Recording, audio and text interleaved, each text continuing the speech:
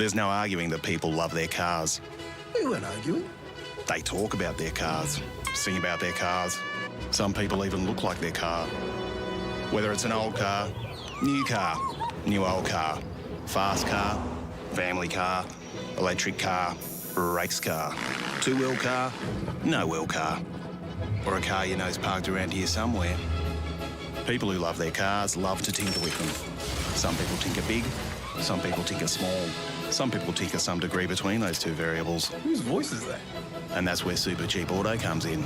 We've been helping people tinker for 50 years. For people like Bill, Lucy, Kevin, other Kevin. Oi, get off my car! Didn't catch this guy's name. It's Kevin. Not Patrick. He doesn't shop with us. Whoever you are, whatever you drive, we'll help you make it super. Because super is our middle name. Well, Welcome, ladies and gentlemen, to the Supercheap Auto East Coast V8 series, coming to you tonight from the one and only Nordschleife ring. I'm John Van Ree. With me, I've got Scotty Gamble. How are you, Scotty? Yeah, good, John. Pleasure to be here with you, and looking forward to tonight at Nordschleife and see how these V8 drivers get it done. Yeah, going to be very interesting. Got a few different cars on track at the moment. Of course, they've been given a longer qualifying session, so qualifying is already 10 minutes into the half-hour period. As we're jumping on here, a few new names have jumped in as well that we haven't seen for a little while. So we've got Greg Favell racing with us tonight. As we know, Greg did very well around his place in Vets a few seasons ago, so I'm looking forward to seeing what Greg can do. And Mr. McKnight is back in the house. So looking forward to seeing what he can get up to as well.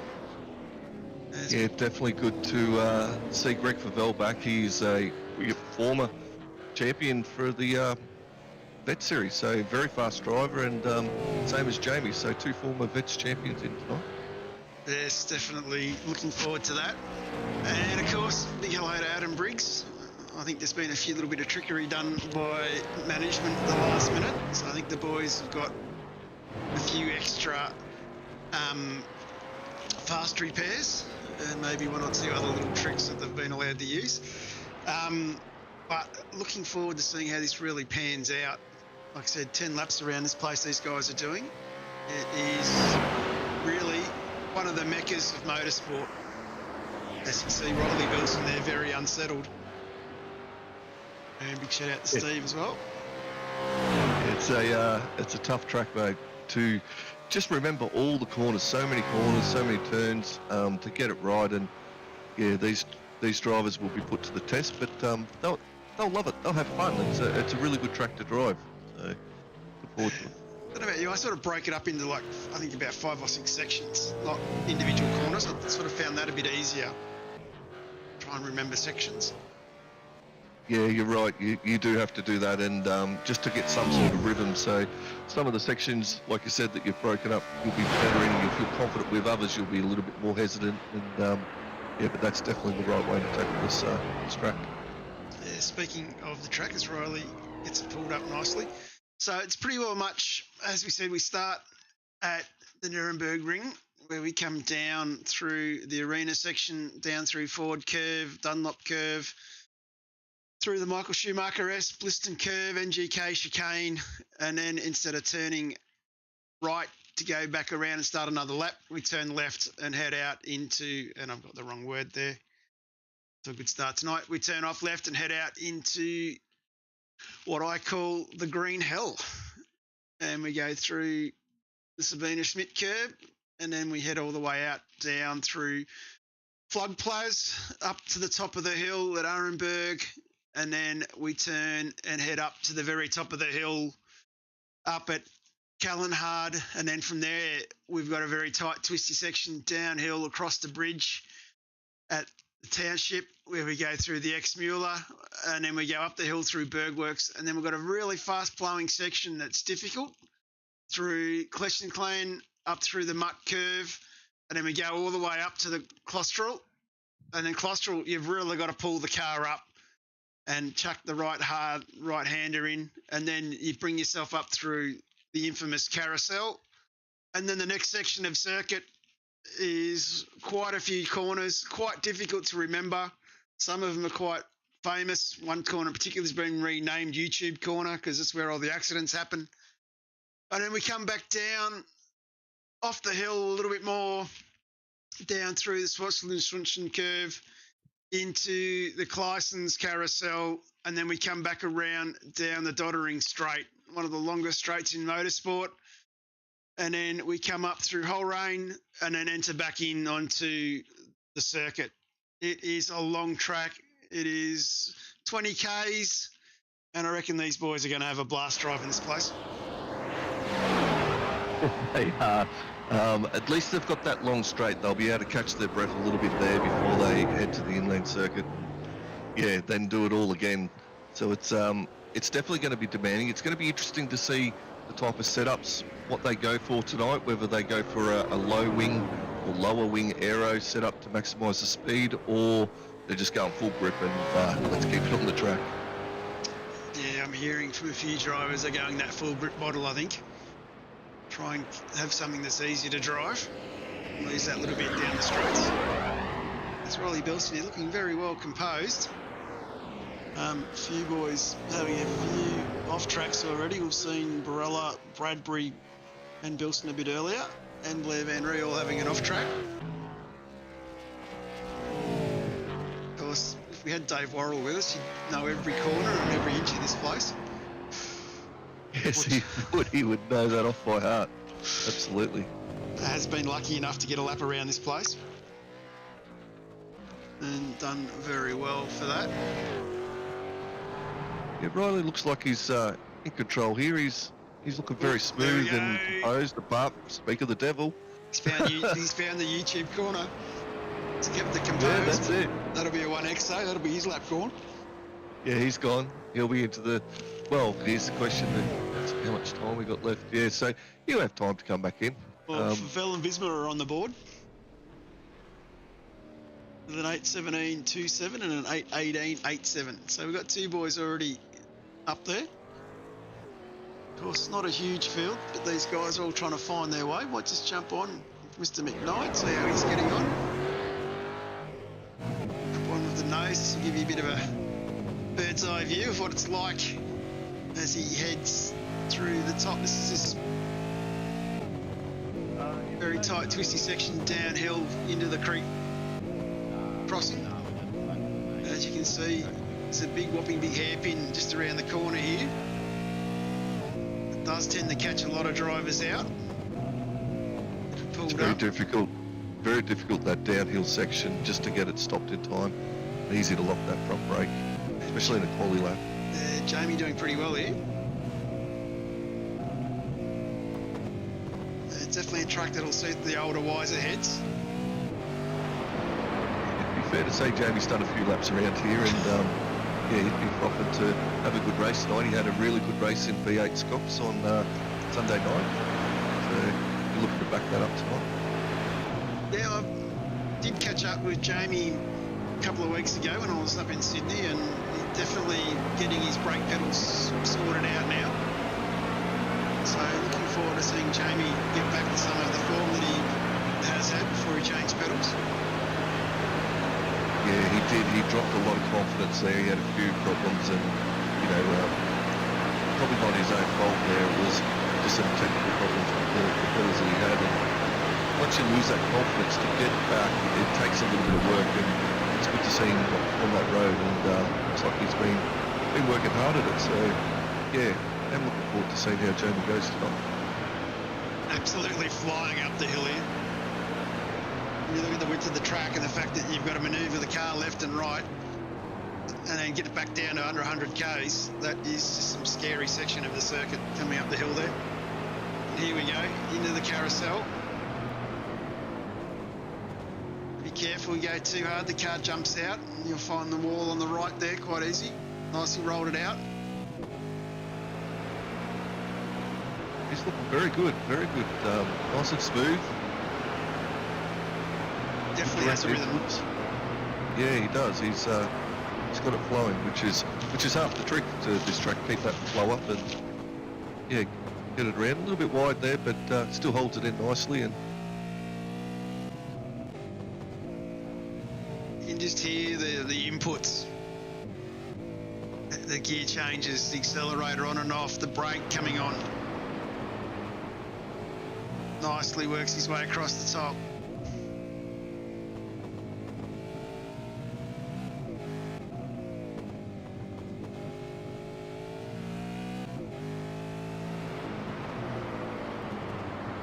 Don't you talk about Terry? We haven't had T-splits for a very long time. That was a choice of management not to have T-splits. And Mark is an apology tonight, mate, because it's his 29th wedding anniversary. So he's taking his lovely wife out for dinner on the foreshore at Newcastle.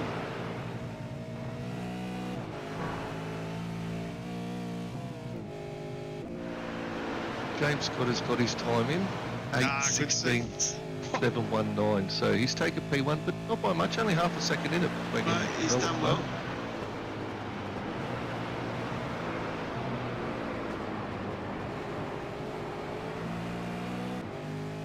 All right, here it is. He's coming up to this last carousel. You got this right-hander up here, which is quite easy to run wide because you're looking for that drive onto the main straight. So if he holds this together, looks like he might be able to get a lap on the board and set a time. So come on, Jamie, get it set. Yeah, he's got it in nice and tight. Now watch the speed go up.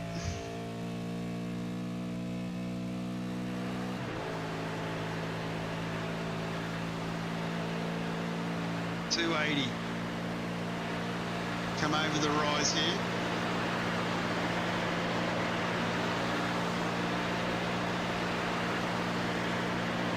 .290. It's a little touch of 300 there. I'm not sure what happened to the telemetry. 300 now. Now he's got to pull it up. 300.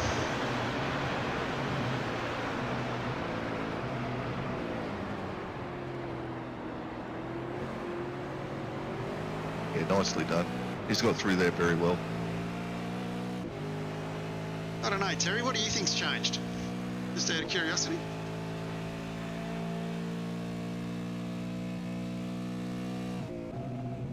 It's maybe a slightly conservative lap for Jamie.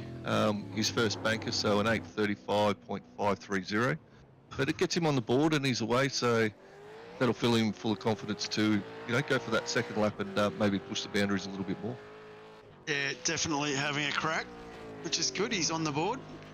So let's have a look, see who else we can find out in the forest. Chris Blanchard. He looks like he might be on an out lap at the moment. Oh no, he's not. Blanchy coming around onto the straight now. He's got it under control.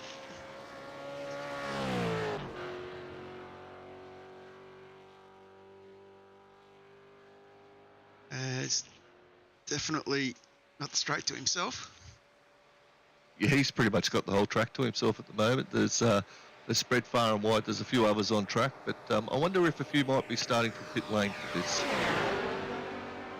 Yeah, I think the few were talking about doing this pit lane start, just make it a little bit easier for themselves. A long track like this, position probably won't make a lot of a difference with this field. They're starting rear grid, safe way to play. Right, here he goes onto the infield. Is he going to set a time? And he's on the board. Well done, Chris. Yeah, good job. And Dylan Gray's another one out on track. Riding the curb a bit there. Manages to get it back under control.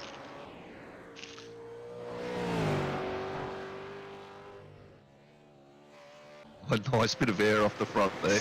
Does look like he's got a bit of damage on the right-hand side though, so not sure if that was from an out lap or from this lap. Maybe it's just the car graphics.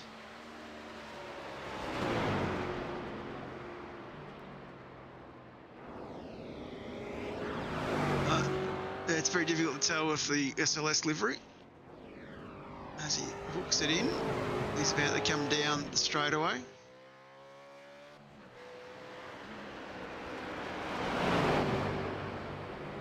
He's looking quite good. Might jump back a bit further, have a look at Visma. Visma's back out on track. He's already got a time in the board.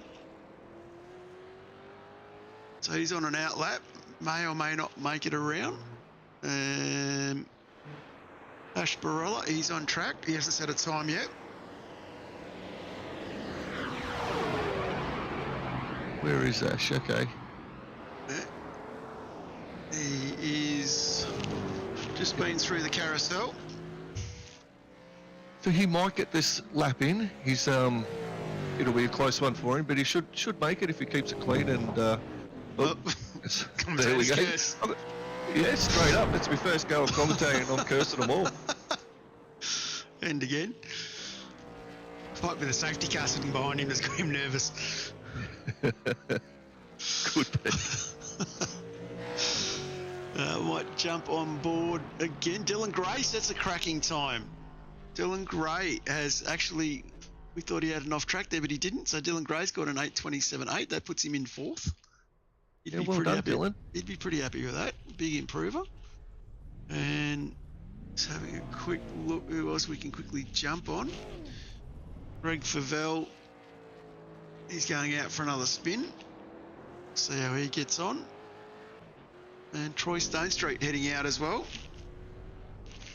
So Troy, quite a unique story, as he's come from Split 3 vets only 2 seasons ago. So definitely picked up the sim racing bug and run with it really well. And actually qualified straight from Split 3 to Split 1. And from what all reports that I've been hearing, he's done a magnificent job already this season as well, being quite competitive. He has, John, and he's got a top 10 in the Split 1. And yeah, he shows a lot of track awareness and driver awareness on track. So he's a good one that's progressed really well through the vet system. And yeah, here he is tonight. So hopefully he has a good run. He was in the strength of field last night. And not sure if he got caught up in a little bit of someone else's trouble there, but you know, he still kept at it. He didn't chuck it in and kept racing. So it was, you know, shows a bit of character and good on him. Yeah, definitely. Definitely, he's one of the nice guys when you race against him. And he's out on track, having a crack. He's about to head out into the green hell.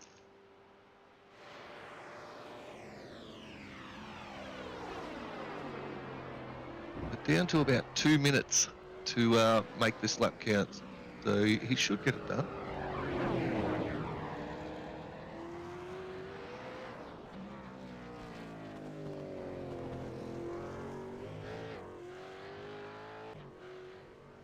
He's off.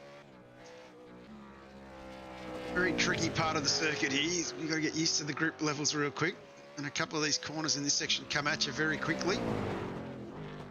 Gets it pulled up nicely, a little bit wide there, but gets back under control.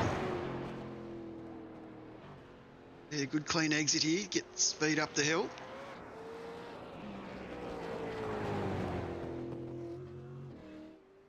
Here we go. Down towards Flog's Plug.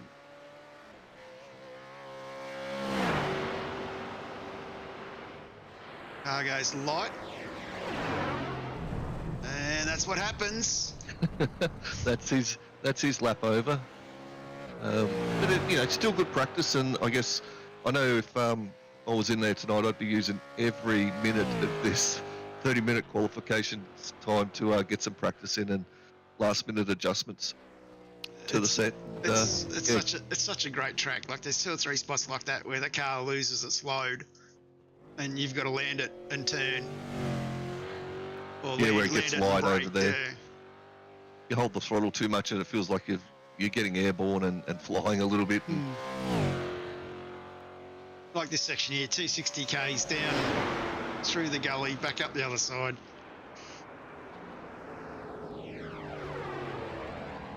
Truly is a remarkable circuit.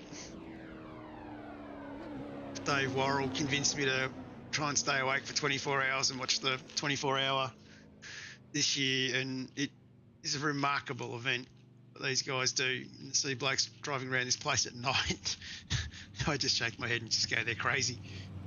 Yeah, they just must know it off by heart and do so much practice and preparation and fitness too, mental fitness. It's the, by my time, that's end of qualification. They've got a remaining time, so they can finish their lap if they're on one, is that right? I think that's the case, yeah. Looks like it. There's on board with Blanchard here. He's the last car on circuit. I've got 2 others in front of him, 3 others in front of him. Might jump up. It's Barella on, sorry, not Blanchard. Yeah, he got very loose over the right set on the front end, but held on to it.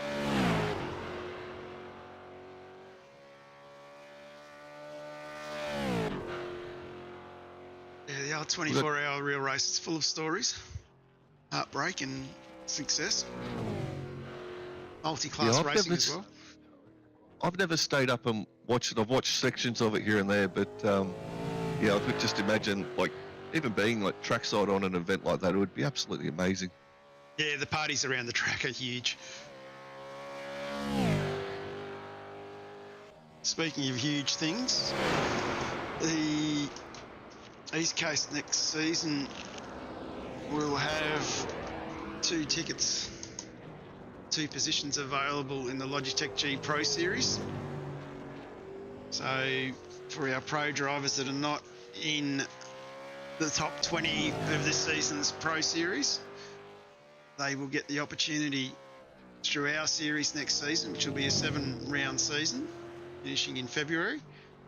They'll get the opportunity to have a second chance or sidestep the Logitech G qualifying series and come in through East Coast, which I think is a fantastic initiative. And the other initiative we're doing next season is we're introducing what I'm calling super vets. We're going to have an over 40s category for vets drivers where they can come in and also race in an open setup, no aids series, which I know quite a few vets guys, or not quite a few, I know some of the vets guys have been calling for that. So they're going to be running the same calendar as vets to give them the opportunity to be able to race in this series here and also have what we're calling super vets. So yeah, looking forward to seeing how that all plays out. I think it's great, John, and I really like the way that it's aligning so that we can still do our strength of field race on a Monday night, maybe even Scots on the Sunday, same tracks, East Coast on Tuesday and V8 veterans on Thursday. It makes it so much more easier to be able to have that same track where you improve every race you go in. So for the Logitech Pro Invitational Series to offer out a couple of golden tickets to East Coast drivers, that is great. That's fantastic, and I'm hoping that'll be hotly contested, because if you're not in the Pro Invitational, you want to be in it, and it's one of those series where you get to race against the best, and it's an extremely well run series there and very well commentated on. Yeah, definitely looking forward to seeing, like I said, next season starts January 11. Haven't got the artwork done for the calendar yet, but it is definitely going to be a great season. And for those who don't know, the Vets does follow the officials as well. So that means for the guys out there that want to be following officials and not racing at particular circuits, they get that opportunity.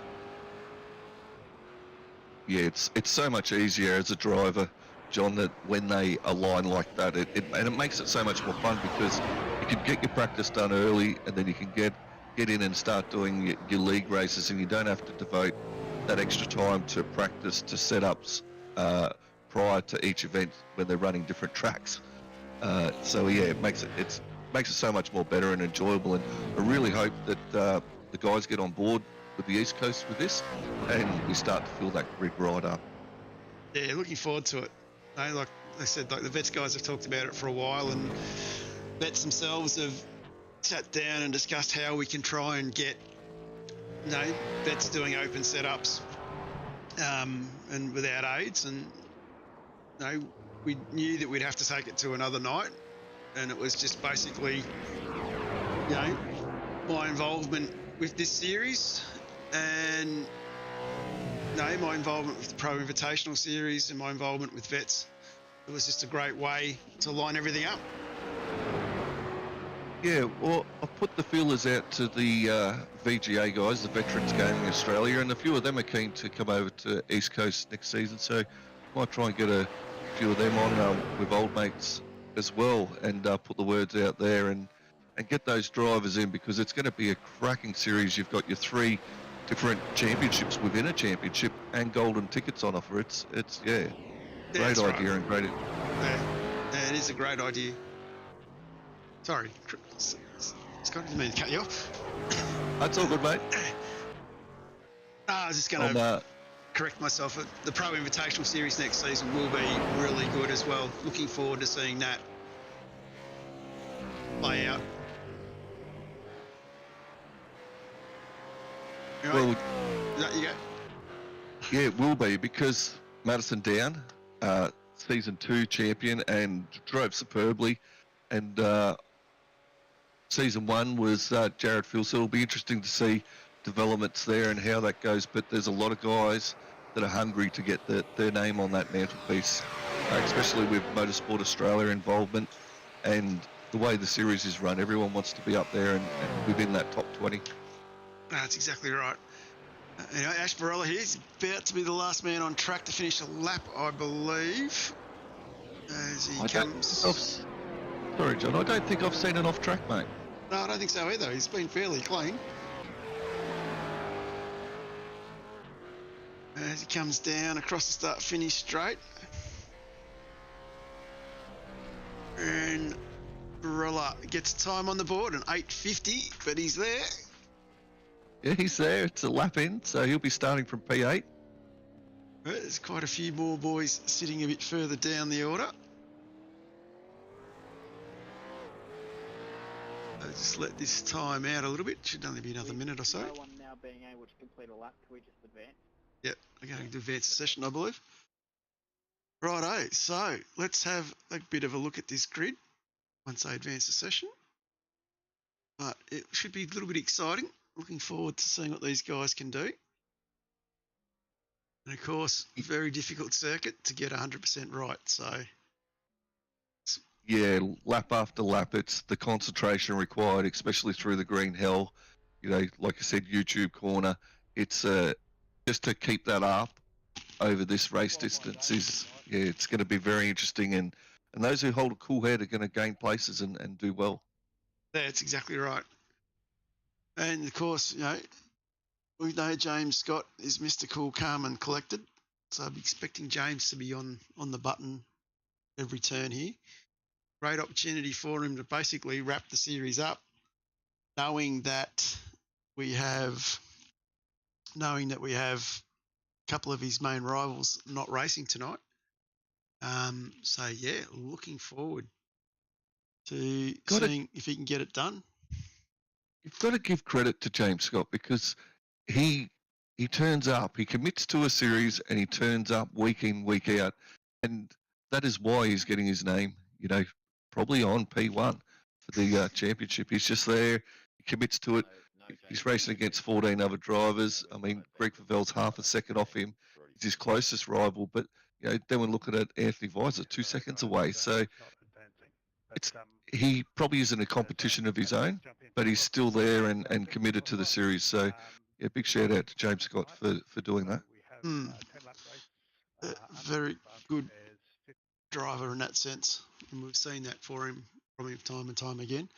Interesting one, Dylan Gray. He's done really well. I'm quite impressed with his time with that 8:27.88.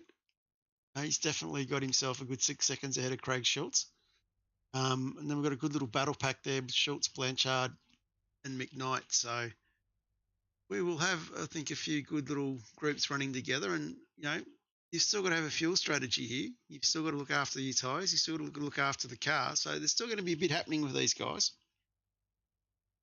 Yeah, you're absolutely right, John. A little bit of damage, it's definitely going to, even panel damage, it's going to slow you down, make you a little bit vulnerable. And I do know Greg Favel, he's quite good at this track.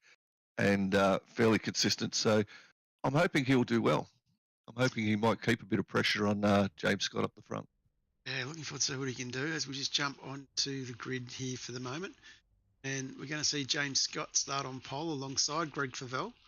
And then on the next row, we've got Anthony Visma alongside Dylan Gray.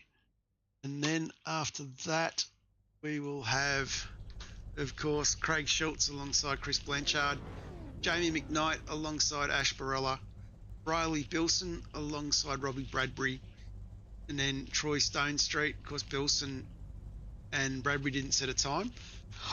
Troy Stone Street, of course, he's down the back there in 11th alongside Mandeep Singh. And over the page, again, of course, we will have Reg James, Richard Barella as our safety car. Reg James is race control, of course. And Blair Van Ree is another driver that didn't set a time. He'll be starting from rear grid. So definitely looking forward to seeing how these guys get this race done and dusted. Yeah, I'd imagine it'll be a fairly cautious approach from the start with these drivers, and they'll build into it. I'd imagine they'd want to get 1-2 laps under their belts and then just see where their pace is, see where they're around, who they're around, if there's any accidents.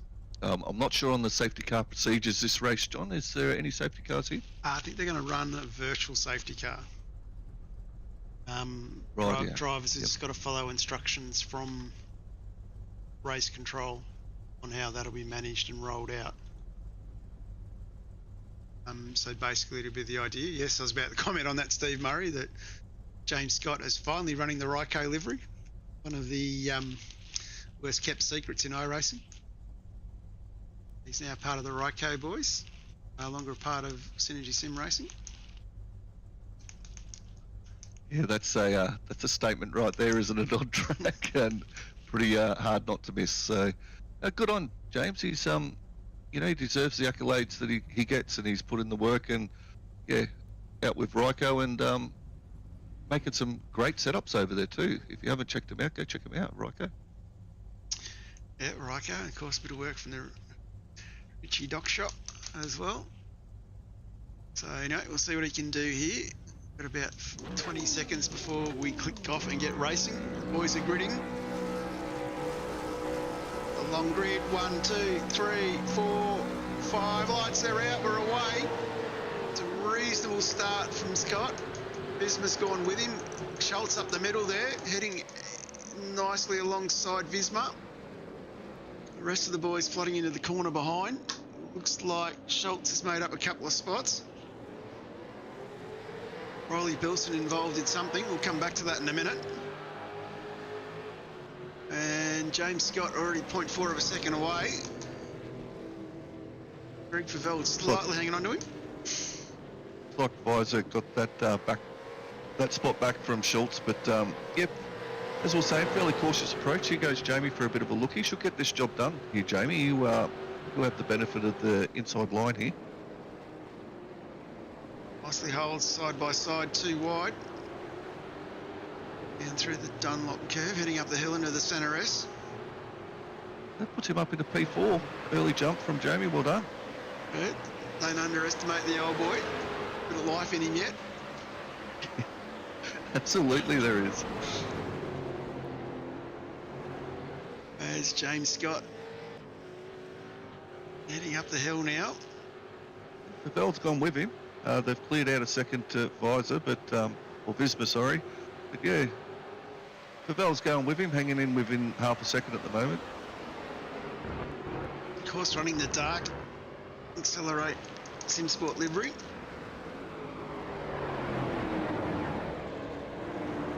A little bit of a wide line from Favell as we head down the hill, and we are through this Sabina Smith curve, and we are now out in the forest. This is where we may see people gain on others and packs start to develop and spread apart here. So this will be interesting. This next half of the track is where it's going to be really start to set up where the races are. As Barella gets past Blanchard, a few movements up the back there, not sure what's going on.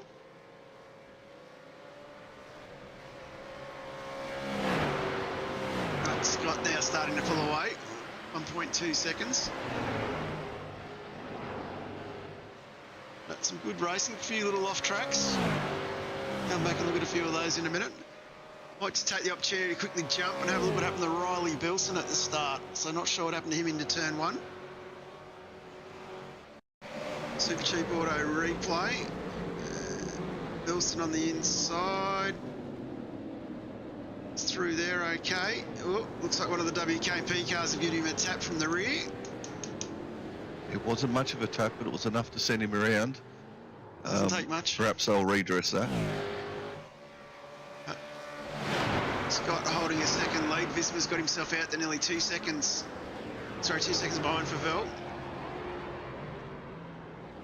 An incident involving Josh Drage it was. Mandeep Singh, sorry. Bit of confusion from race control. Like Bradbury got the move done on Barella then, so he's got himself up into P7 now. Oh, Barella's off on the grass. Gets it back under control. And a little bit of a tap with Stone Street. That's going to hurt him. Yeah, he's held on to that well. He could have gone around then, and that would have been a disaster. But yeah, he's held on to it, so a little bit of panel damage, but he should be right. Yeah, under a lot of pressure from Blair now. Giving him the big hurry up. Yeah. Of course, Blair wouldn't take a backward step with that one.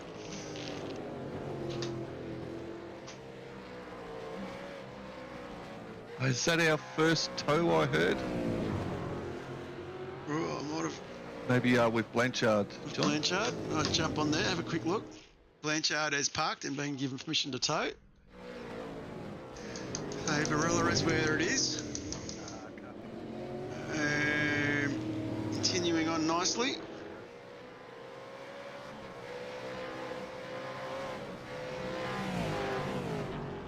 And Troy Stone Street, he's still going along quite nicely here as well. He's still well. He's up 3 positions, right in behind. Well, within a second of Robbie Bradbury, so he's doing quite well and be a comfortable position for him at the moment. They're definitely going through this fast section up the hill. This corner here, one of the trickier ones. You see a lot of brake smoke. Speed coming in there catches you out. Now this is the fast flowing section up to the top of the hill. Stone Street's got Bradbury in his sights. You can see the big Pelican. He's hunting it down. You're getting a little bit of a slipstream here as well. He is. He's right on him. He's going for a move. This is done. It's done. Wow. You can't tap the brakes through that section. That section is full throttle. You only lift into here.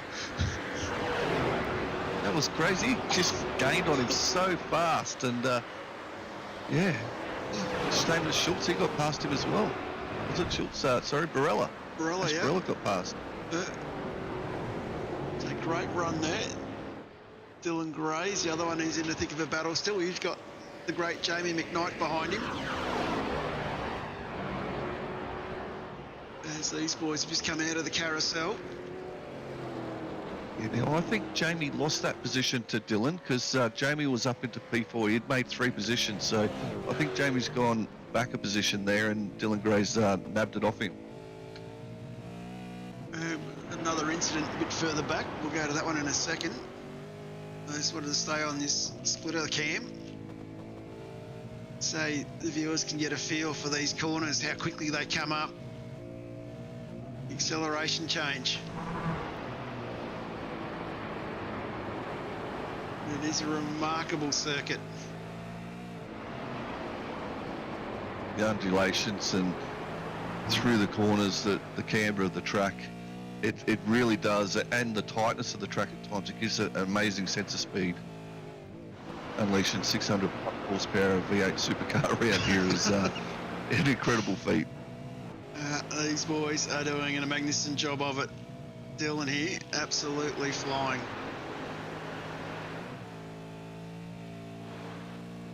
Of course, so much stuff written all over the road as well. It's going to come up here into the second carousel.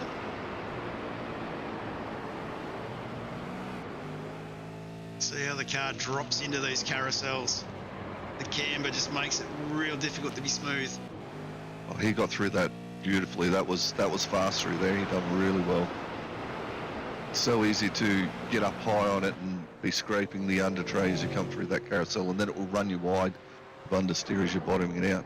And he pulled a second out there on Jamie too with that section.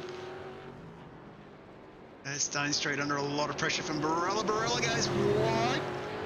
Manages to live to tell another day. He would tell us he took the outside line then. That'll be his story. Yeah. He'll stick to it. Yeah, absolutely. He's got a run on here. This is going to be interesting to see how the slipstream plays a part and whether he can make it. What is he, 4/10? Yeah. So can he gain that? It actually looks like Troy was making ground through that mid part, but here he comes. Gonna go to the dashboard. That says 0.36, 34, 33. Speeds tripping up and down over 300 k's. Going to be close. No, he's backed out of it. Backed out of it. Was there for the taking, Ash. Playing the long game. Gets on the brakes. Got to be careful here. Good line out. Troy doing really well. He's getting some good acceleration out of those turns. I was surprised that he held that through that straight there. I actually thought Barella would have gained more time there, but interested to see if Troy is running a full wing or not here. It looks fairly high from the rear. Whoop. Jump on Stone Street.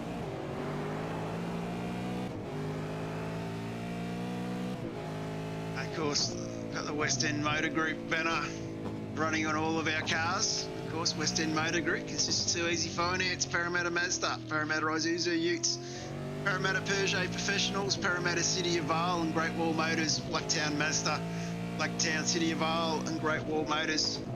So if you are in the market for a motor vehicle in the Sydney area, highly recommend you head out west, Church Street, Parramatta. Drop in, see the team, and I'm sure they'll be more than willing to help you out. Yeah, absolutely, John. They do an amazing job within the Australian sim racing community. So absolutely, get on board, support them, so they can keep supporting us within sim racing. So yeah, do that. So it's going to jump up the front here with James Scott running the Ryco livery. He has not pulled away from Greg Favell as much as I thought he would have. The gap's only 2.9 seconds. So this is lap 2, of course. Yeah, Greg's still hanging in there. Got 3 seconds over a lap here, you know, to stay within James Scott. You'd be pretty happy with that. Maybe Favell will warm into it. He normally comes on pretty strong through the mid part. And, you know, see where they are with tyres and fuel as well, so that can come into play later. They are definitely flying, these two at the moment. So the pressure's still being kept on. James is going to jump back to a couple of lap 1 things. I might have done the commentator's curse when I miscalled Chris Blanchard into Riley Bilson in the Supercheap Auto replay. This is Blanchard. I think this might have been when his engine went pop, I think, with him. Yeah, he must have popped an engine. He's minus a bonnet there. Yeah, we're going to jump on with Bilson. What happened to Bilson? And the trees. Looks like he's popped an engine as well.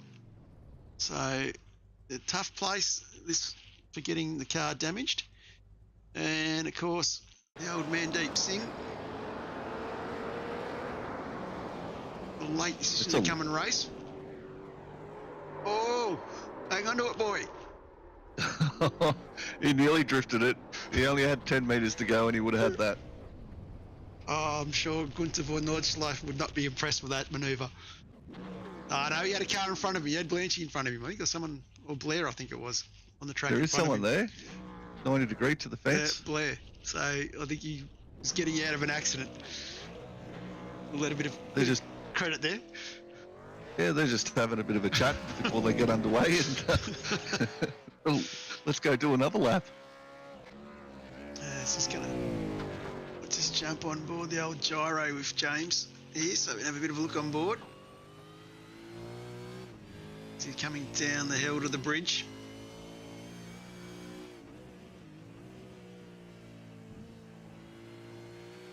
Back into second gear just to help pull it up and get the rotation done. Yeah, he's definitely working that steering wheel. He's full concentration here. Definitely coming up. So this is a very tricky corner. You got to get this one right. Like I said, you break this track into sections, and to me, that corner is where I call it a section. And then this is here. This is where I call it flat up the hill. As we saw Yeah, before, there's no lifting here. there, as we saw before, a couple of light taps of the brakes, you're in trouble. Be interested to see if he goes to 6. He does go to 6. It's one of these, this straight here, or it is a straight even though it's windy because you're so flat out for a long time. It's really in between a 5th and a 6th gear, so yeah, he gets it up into 6, no problems at all. Yeah, 4th back there. And I think you also underestimate too the climb up the hill. Yeah, absolutely. Gets on the brakes, pulls it up. Second here, nicely controls the car.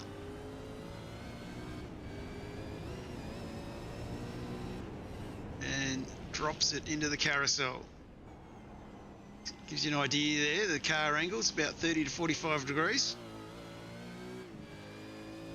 You've really got to make the most of it. Yeah, that's an incredible view, that one. It really does show the angle it puts you on. And also gives away some of the cameras of some of these curves as well that we talked about earlier. Right. James using the outside curve as well to line himself up. As we come down. Nicely rolling it through.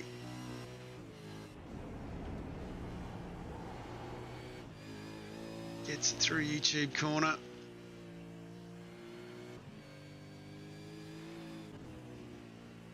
He's looking in complete control at the moment, James Scott. He's he has got this sorted. Big, great challenge for him to come onto this track. Great challenge for every driver to drive Nordschleife with a V8 supercar. So if you haven't done it, give it a go. It's definitely a challenge and good fun. Off rear differential, 600 plus horsepower. It's a challenge. I was listening to it drop off the dip there. You got to pull it up. Get off the gas, drop it off the dip, and then turn it straight away. A lot happening. James, full noise, makes it look real easy. Tell you now, it's not. Steve Murray saying most of the GT3 guys stay in 5th through this section.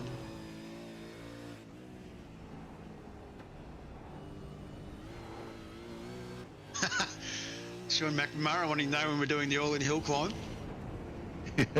Yes, now that would be something, a time trial event. I'll be interested to see what top end speed James Scott has here, whether he's around the others, where they were getting up to around 300 max. Let's go to the dashboard. Climbing it up the hill here. Looks at about the only spot on the track where you get a real break.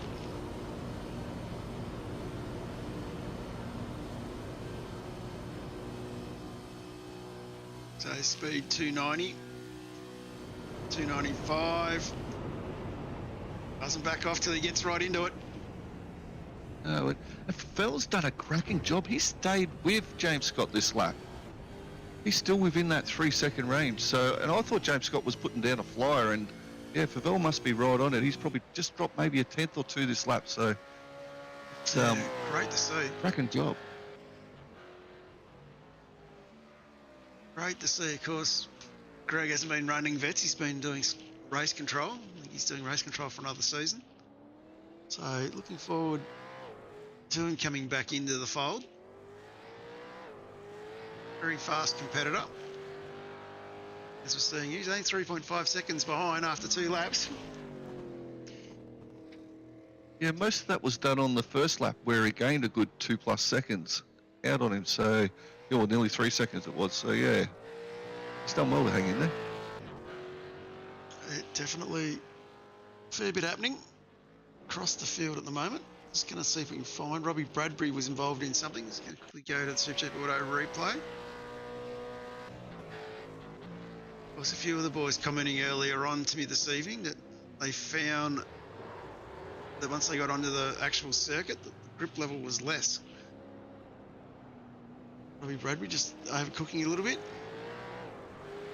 Yeah, back underway, and yeah, he'd be a little bit dirty on himself there because I think he was looking to try and hunt Visor down, Bismuth down, so that'll bring Jamie in a little bit closer. Yeah, and Craig Schultz finding the fence. So this is back under control though. So you can just see how hard this place really is for these guys. And they're fairly well spread a little bit. Coming out of this one. Greg looking very loose though. The car's very rear end oversteery. It is, yeah.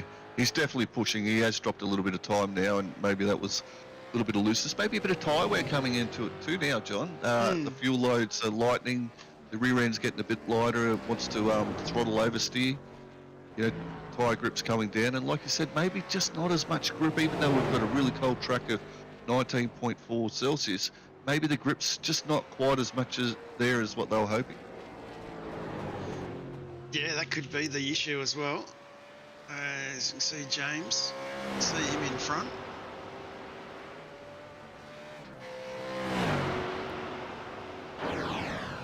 Up over the rise there, you can see the car gets unsettled. You've got to pull it up, get through these next couple of corners.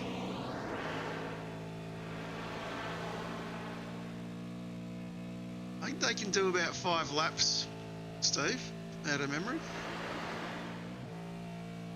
A full tank. You can see the flash of red in front. Gap's opened up a little bit more, as we said. Greg's car looking a little bit loose. It'll be interesting to see if they do go for a one-stop strategy here, or you just decide to split it into a two-stopper and just get that fresh rubber on, make it a little bit more safer. Yeah, that's pretty much you got to be thinking of. Like I said, we're seeing Greg a little bit loose, and this is a tough place if it's like that.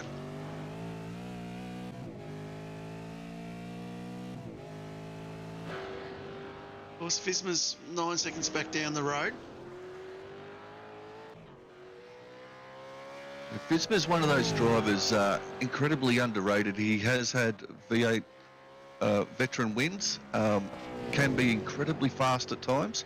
We haven't seen him in the Vet Series for the last couple of seasons. He's been doing the race control as well, I believe. So it would be good to see him back. But he's got a very good driver, got a cool head on him, and loves his racing.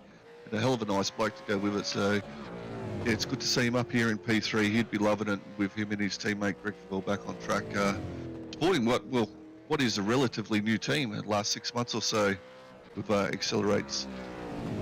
And of course, Greg's been in with him as his spotter, so it's a little bit different for him. He hasn't got a spotter this evening. The track where you can just basically use the spotter like a rally car navigator. yeah, hard right, 5 left. Greg looking very well composed here.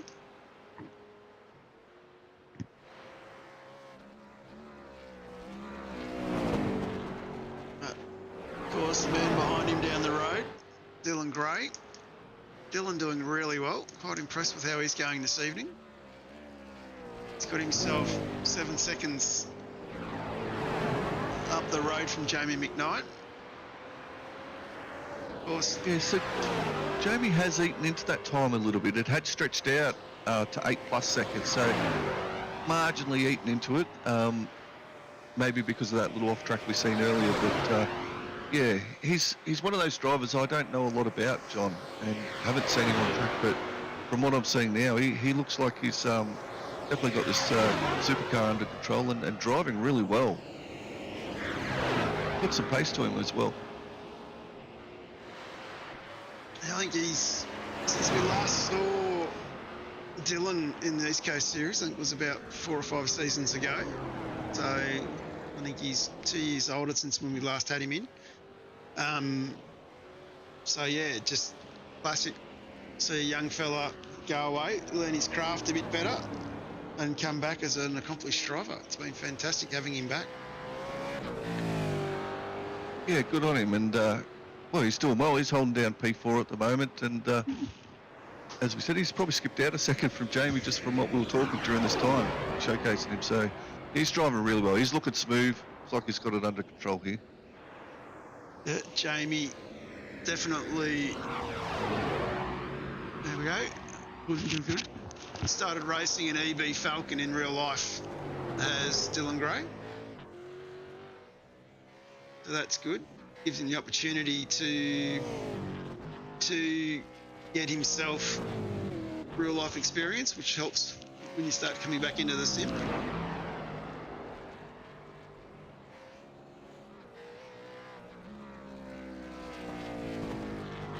But Jamie doing quite well. He's got the car fairly balanced, fairly composed. Knowing Jamie, he's probably fuel saving along the way here, setting himself up for another long run. If there's anyone that's got a strategy up their sleeve, it would be Jamie. He would have something brewing, and I think maybe one of his goals will keep it straight. Let's see what happens, you know, the last few or so laps. But, as we see Mandeep Singh go off there, locked up the brakes and said hello to the wall. That was a pity because he was catching Blair Van Ree at the rate of knots. He's going to have to do it all again now. And yeah, it'll be eyes forward for him. Won't like that.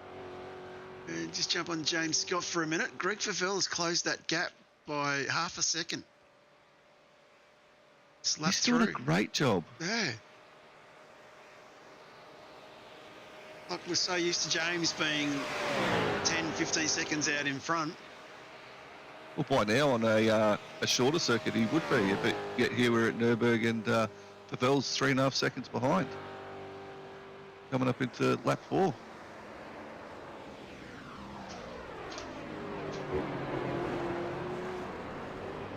Which is 30 minutes of racing, you know, it's pretty much done, and 32 minutes, so yeah, doing really good. He's definitely looking the bee's knees. He's Greg. I'm very impressed with that. As just going to see Jamie hasn't caught him up much on his gap. Robbie Bradbury, we haven't spoken about the Pelican for a while. He is doing relatively well. He's still circulating. Car looks relatively fresh. Yeah, it does. I had a little laugh to myself the other night, John, when we were doing that Apex Sim Racing League, and I was in there, and there was all these Pelican and smiley faces on the back of these PER cars, and there was quite a few of them in there. So yeah, good to see Robbie in here, and like I say, he's driving well. He's keeping the car pretty clean. He's up 2 positions, and yeah, the eyes forward. Barella's a fair way behind him now, but it is possible for him to get back on the back of Schultz by the end of this.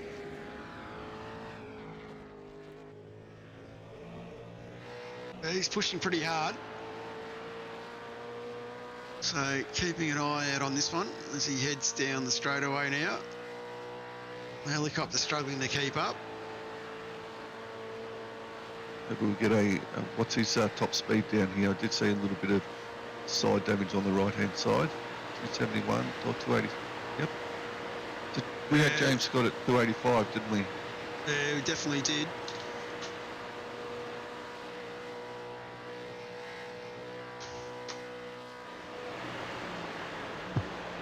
So 294 he maxed out there, so still got a great line of speed ahead of him, even with that little bit of panel damage he's carrying, so hasn't seemed to affect the car at all.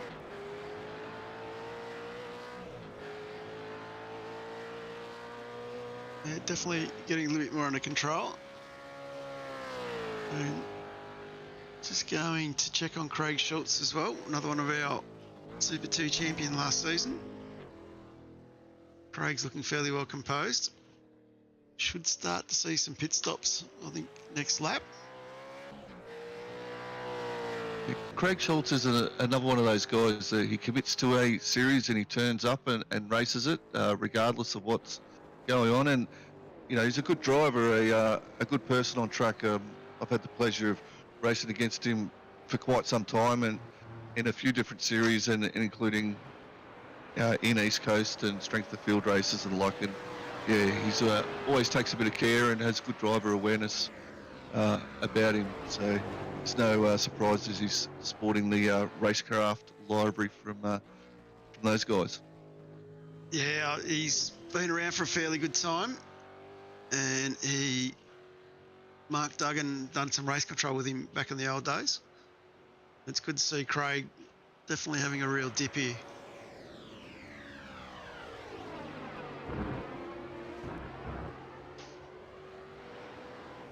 As check with Troy Stone Street, he's up 5 spots. He's in 6th still. Trying to hunt down Jamie McKnight in front of him. Looks like he's got a clean car. It was, it was actually a surprise here for myself tonight, John. You know, like you said, up 5 positions and holding himself between Jamie McKnight and Craig Schultz. You know, so he's definitely a driver who has developed and matured and driving exceptionally well here at the ring. So yeah, deserves the credit that he's getting. And I look forward to where he goes in the next season or two, especially with the V8 vets. Like we said, he had a top 10, and he's pushing forward. He has that maturity to him and the right strategy call. So it'll be interesting to see how he goes. And he's driving exceptionally well tonight. Of course, come to East Coast to improve his blipping skills. That was the chat that I had with him. Is that right? Yeah, it's excellent, yeah. Emphasise to everyone, get rid of your assists and start manual blipping, and because it makes it so much more better. One, it's more immersive, and two, you just have a lot better car control, especially under braking. So yeah, good on him to he's taken that advice from you, John, and he's coming in and doing it. And doing well. Not an easy place to do it, at Nordschleife. No, plenty of gear changes here. Looking quite balanced.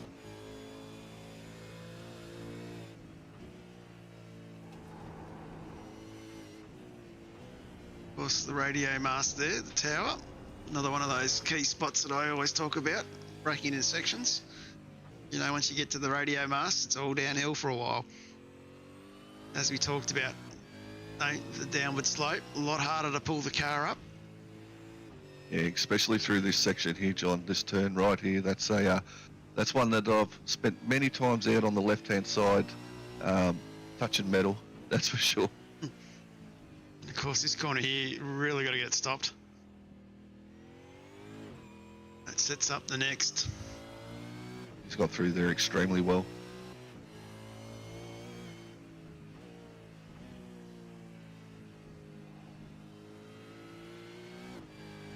And now the next section starts here. Line up the curb.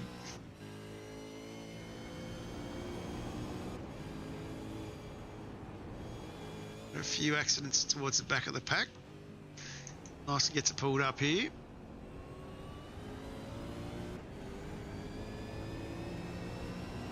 Yeah, they would be struggling with a bit of tyre grip at the moment, even though it's a cold track. We're up at 20 degrees Celsius now, but yeah, they would be struggling with the tyre grip, the weight in that back end. Sometimes the weight in the fuel load in these V8 supercars really gives you a bit more grip, especially on those uphill and those bumpy rises. And as the fuel load comes off, you tend to be able to wheel spin, and yeah, it definitely makes it a lot more harder and need a lot better throttle control. And Jamie McKnight just got a tow. Short up than Jamie. Just have a bit of a look at that on the replay real quick. Looks like the engine's gone. Jamie. Is that the third engine? Is that the third engine tonight? I think so, and that's the call. Safety car's been called out. Drop to 80 kilometres an hour and maintain that speed. So, Speed up to the safety car at the exit just of the looking lane. now what's going on. So it's going to jump Out of that. Go back to live pictures. Jump back on James Scott. So he's rolling through onto the straight. So this will give him an opportunity to get himself sorted. And Mandeep Singh was involved in something as well not long before that. Oh, don't tell me he's done it coming out of pits. I think he has, John. Yep. Yeah, there he goes. Nothing to hit there, no fences luckily. Car was slowed to 80 kilometres an hour. We're on a virtual safety car. That's what I thought was supposed to happen, is the drivers are supposed to slow Slow to to 80 kilometres an hour. And James Scott, he was flooring it, eh? He was gone. And during that time, he's checked out about, at least 6 seconds, 7 seconds to the bell. He's slowed up here. He's slowed up now, but Yeah, not sure how many incidents they're on. he's coming into pits. Yeah, I think that's we'll it, see a he's, few of them. I mean, if you... Yeah, so Phil's sped up to catch up to James Scott. So Right. interesting how race control are going to police this 80 kilometres. But I've got a feeling the safety car itself will get them back under control. right, they brought So the the safety, safety car car out. on track. Yep. Right. The Complete Scaffold Solutions, Missile Hire and Labour, of course, Complete Scaffolds on South Coast, the Bateman's Bay Nowra area. They can help you out with any of your scaffolding requirements. So we've got James in the pits. Stone Street will be the next one coming up the hill. I think he'll be thinking about the pits as well. Schultz, Bradbury, McKnight still in the pit lane getting the repairs done, obviously. He might still be under tow, Jamie. B. But, it's a long tow. Definitely is. A few of these boys going a little bit quick, but the safety car is going to pick up Mr. Scott. Thank you, car 1. Safety car now has control of the field. And there we go, we heard that one. This is good. This really brings in a bit of strategy, because I don't think they can make it to the end, depending how long this safety car goes for. That's a long way on a tank of fuel for these cars to make it. So there could be some strategies come in here with fuel saving to try and push the limits, or there could be others who may have short fueled a little bit and will look at taking another pit stop and a fresh set of tyres, John. Yeah, that's definitely what the plan would be. Get themselves all sorted. So, of course, getting word that we also had a mad German running around on the circuit called Gunter. That's probably what put Barella into the spin when he came out of pit lane. Yeah, that's what I reckon. Go ahead, car 13. So the boys queuing up behind. We've got a car stopped, I think. Work out who it is. Mandeep, he has towed as well. Another one in damage. Yeah, and there's a few cars at the back of the circuit, or the last third of the circuit heading around there, so they'll be sweating on this here, trying to get into pit lane and top up their fuel and get on the back of this safety car. Now, how long are they? They're not going to do a full lap under safety car, surely, John? Nah, surely not. The safety car will not be out for the whole lap, but will be out for a little bit. There we Well, go. there they Just go. got word They in. just answered it Yep. for us. Nice work, Reg. I might just turn the chat up. Take your time. A few boys at the back saying take your time. So yeah, the safety car's not out for a full lap. I don't think that was the intentions of the safety car coming on track. I think it's more just to try and bunch them all back up again.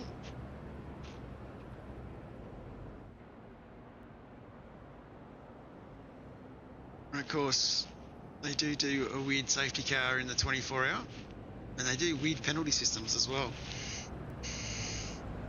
McKnight's back out on track. He's got his car towed, filled up, and he's back out, so that's good. Bradbury's still in the box. Ash is out. Barella, Chris Blanchard, he's on a run, so where's he coming? Yeah, he's coming onto the back straight now. And Blair Van Ray, he's out as well. So those guys, if they're on an outlap, those who are on that outlap that are still catching up to pit lane, you would jump in and top up your fuel right now. You would take that extra stop, that extra fuel, and try and gain that little bit of advantage, or put yourself back on equal terms with these guys here, strategy-wise. Definitely opens it up. It gives you that opportunity if you did make a mistake early on to correct it. So looking forward to seeing what these boys do here. You can hear a few others start to come up the back of the track. And of course, it does give the boys up the front a chance to have a break as well. As we talked about, there's a fair bit of work going on around this place. Yeah, you'd be stretching those hands, loosening up those wrists, maybe having a stretch of the calf on your pedal deck or something, get some circulation going. It's tough work. I'm not sure who's in VR here, but they would definitely be sweating bullets.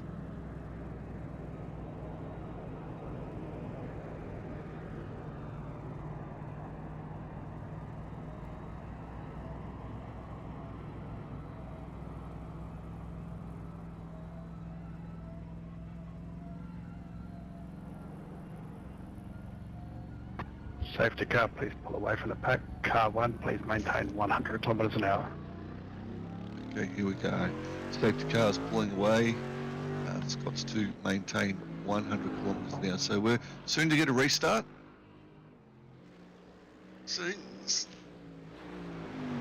Listening on here.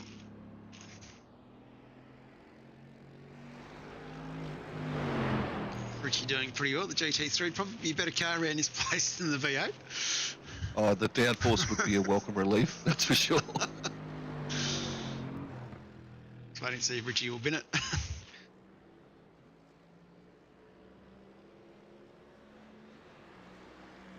Does sound nice though.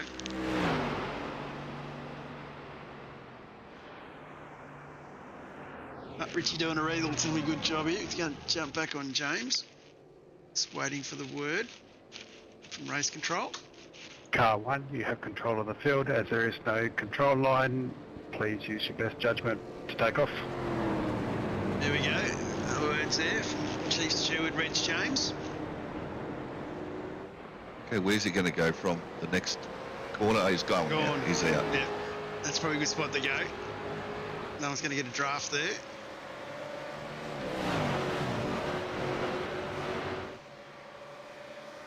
This is a good opportunity for Vel and Bismuth to hang in there.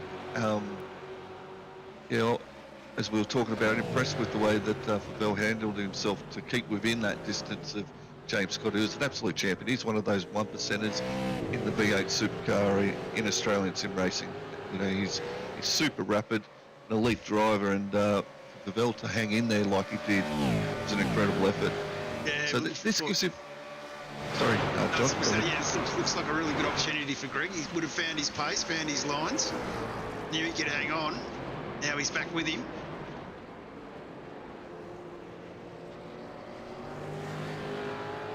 So definitely looking forward to Greg here. Anthony's tucked up behind him as well. So these guys definitely under the pressure.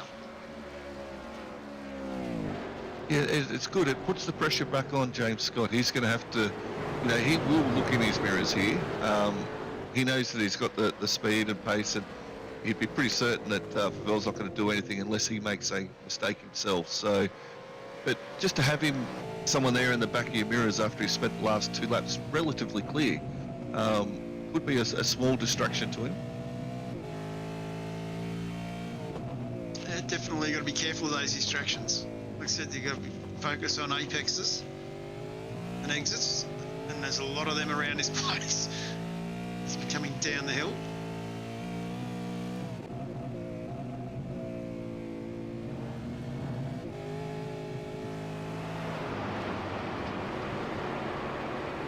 But if I was Favell, my concentration right now would be, and I know they're well within the forest section heading up the hill here, but it would be to stay within that 1.2,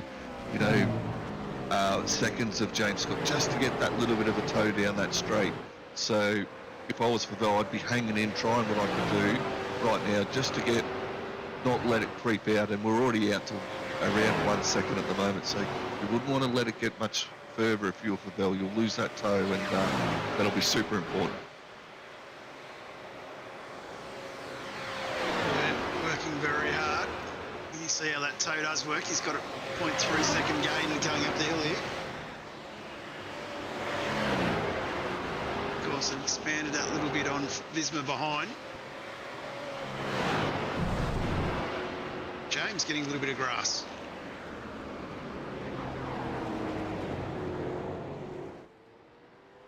Getting up to the carousel.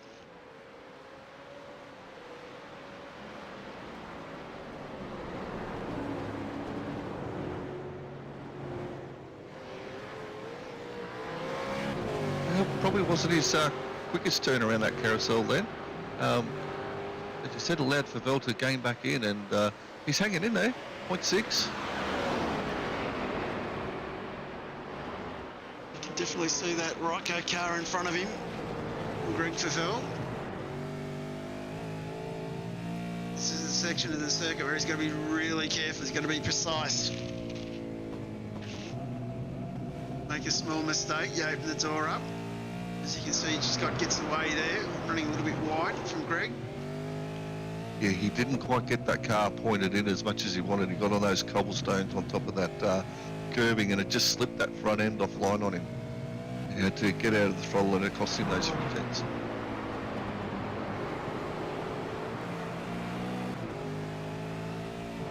This comes up through the next corner.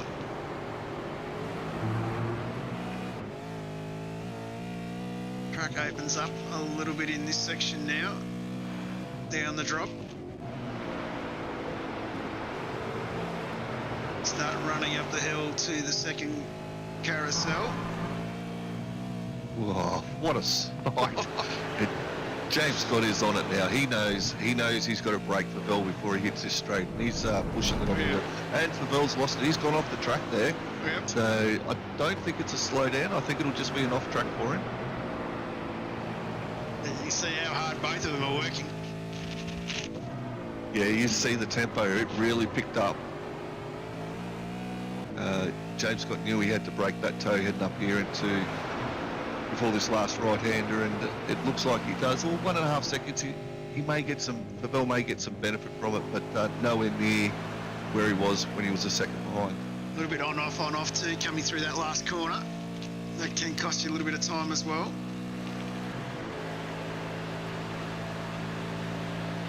He's catching slightly, but nowhere near quick enough. Get himself back into that toe.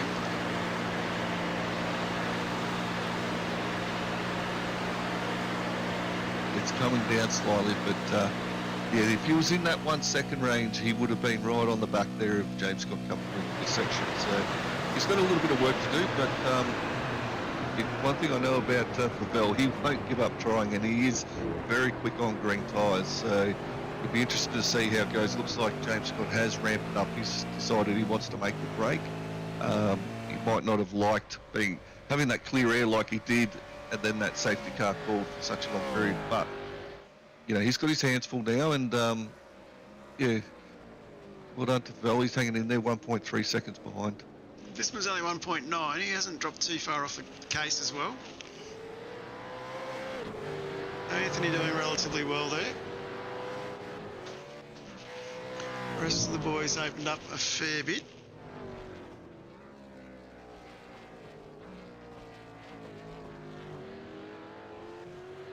Back into the Nürburgring section of the track, coming down into the Dunlop curb. That gap's opened up again a little bit now. James probably a bit more technical through this part, allowing him to get away a little bit from Greg.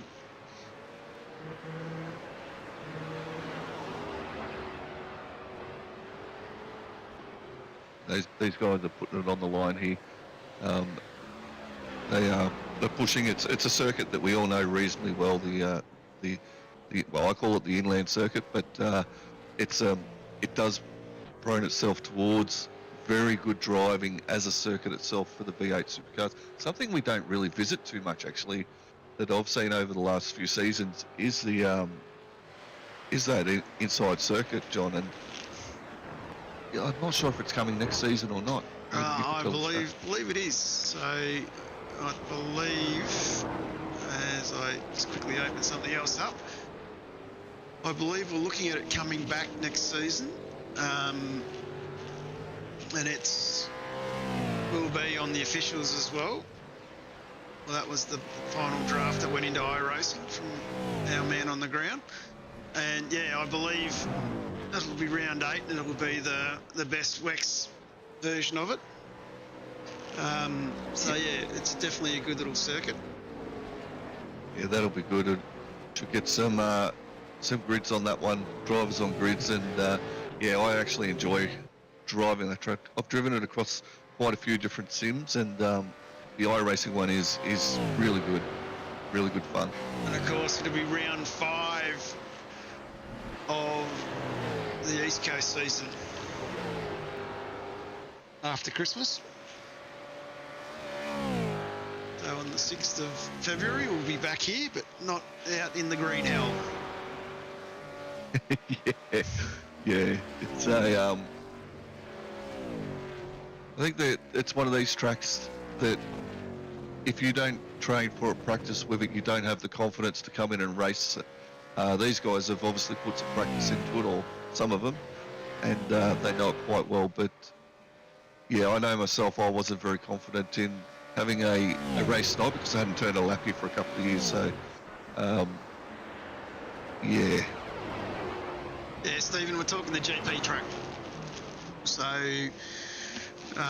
next season for East Coast, we are looking at starting on with the 9th of February, looking at Charlotte Roval, Watson Glen Boot, Zandvoort Grand Prix, so that's the new version of Zandvoort with the banking, Sonoma Cup Historic, Nürburgring Best West, Mid-Ohio, and an exciting one which I believe is going to be released next season, Mugello. That's something I'm looking really forward to, John, is Mugello. But we have had a change of position here. Jamie McKnight has rounded up Craig Schultz and got in front of him. So, yeah, I'm not sure whether there was an incident there with Schultz, but he's got the pass done and looks like he's got a little bit of a gap on him. Yeah, he's going to jump and switch into auto replay. Schultz, he went a little bit wide, gathered it up off the fence. I think that's a fairly big hit. Yeah, that's a decent hit, that one. And gets it back on track.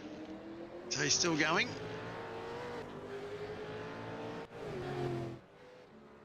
But yes, getting back to Mugello, that's one of my personal favourite tracks. I've done many a lap around there in Forza back in the day, and yeah, I really loved it and drove.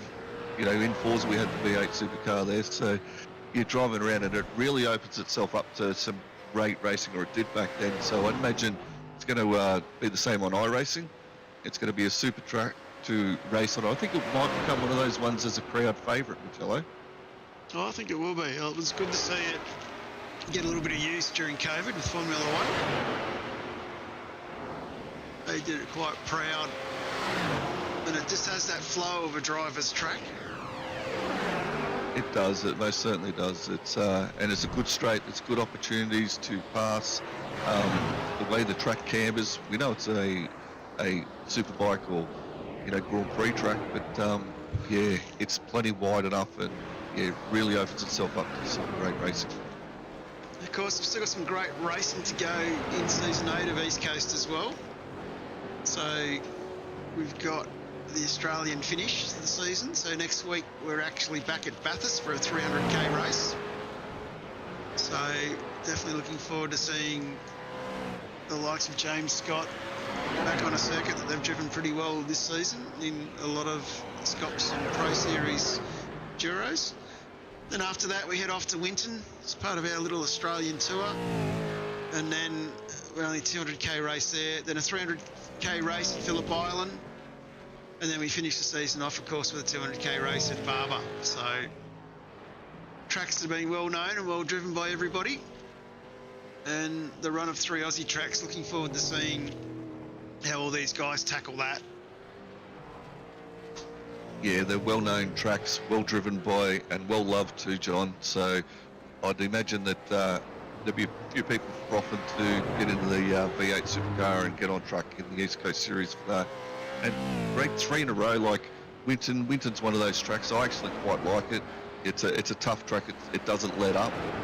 But yeah, it's a really good track to drive. Phillip Island is a crowd favourite. Bathurst, everyone loves Bathurst. So there's some 3 really great Aussie tracks to come in East Coast Series.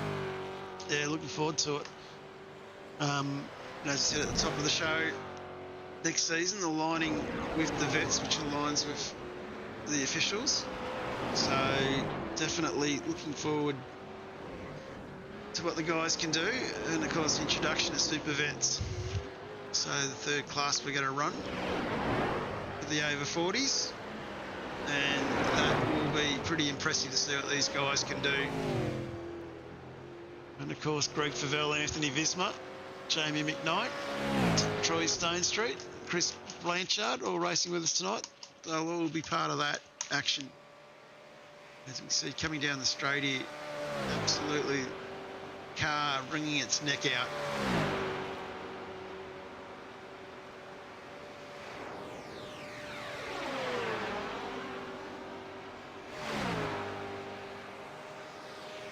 Now, I'm not one of these guys to look at my water temperature or oil temperature, but I'd love to see what it is when they're going down that straight, and if it's raising at all. I'd imagine it would. Robbie Bradbury. Let's get a quick look what's going on with Robbie. Supercheap Auto replay.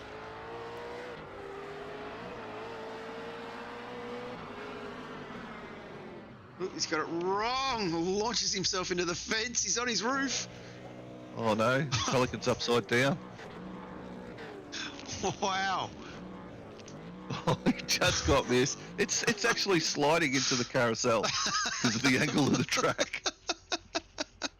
I don't know who's next in line to come around that turn, but they want to be careful. Oh, it's funny. And he gets the tow back to the pits. So Robbie Bradbury, sit through that time frame there. Let's jump back up. I'm sure someone over at PER are going to clip that replay and put it up on their Discord or something like that, John. That's a good one. Banksy was in watching before, so I'm sure Banksy or John O'Gallen will be all over that. Like I said, it's one of those corners you just do not want to get wrong at all. He got that big time wrong. It's a nice ramp to the fence. And back on with James Scott now. James definitely running at the front here. He's got that gap out to 4.7. Yeah, he has cleared out. He's in it, in a class of his own at the moment. He'd be enjoying the drive. I mean, he still has to be close. It's within 5 seconds. He's probably, like we talked about earlier, 10, 15 seconds on a street circuit. But so Favell is doing a good job, even though it's a 5-second gap thereabouts at the moment. Yeah, he is a class above the rest. Of course, Stephen Banks in the chat room, flying pelicans don't fly upside down.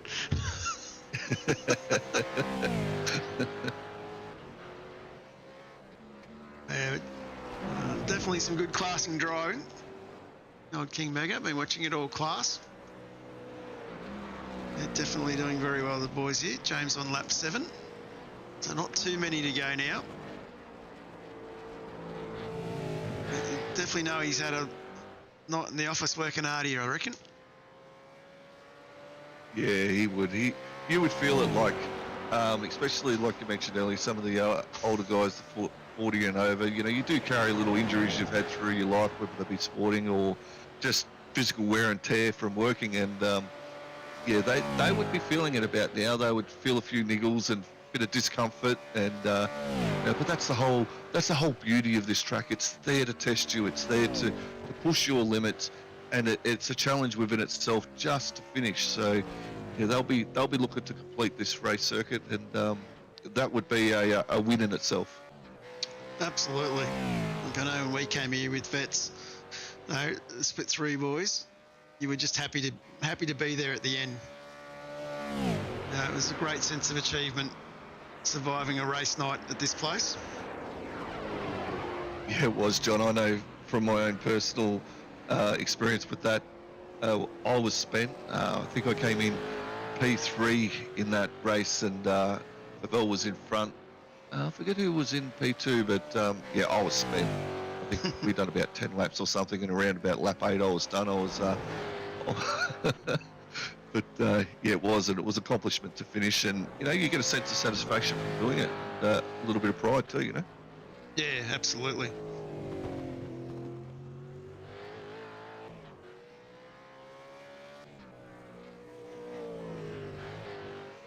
Just a little bit of an announcement for you boys. Dylan Rudd is leaving 95 Simsport. Oh wow. Yep. There you go. Well, and as we knew, Jared Felsell, James Scott and Luke Rosella leaving Synergy. That's been announced as well. Yeah, they're going to form that super team, and they will be a force. Not a very big team, but it's an elite team. And yeah, whenever you see those cars on track, whether it be endurance races in these V8 supercars, everyone's going to know, and they're going to be the teams to beat. And I know some of the bigger teams like SSR, TTR, ERT, they're all going to have their eyes focused on them, and those drivers are going to have to work hard to and earn their worth to match up with these boys. Absolutely. We're looking forward to seeing what the future holds next year with this new team coming on the scene. James might be able to give us a bit of a clue when we chat to him a bit later. It's going to jump back, have a look how Jamie McKnight's getting on.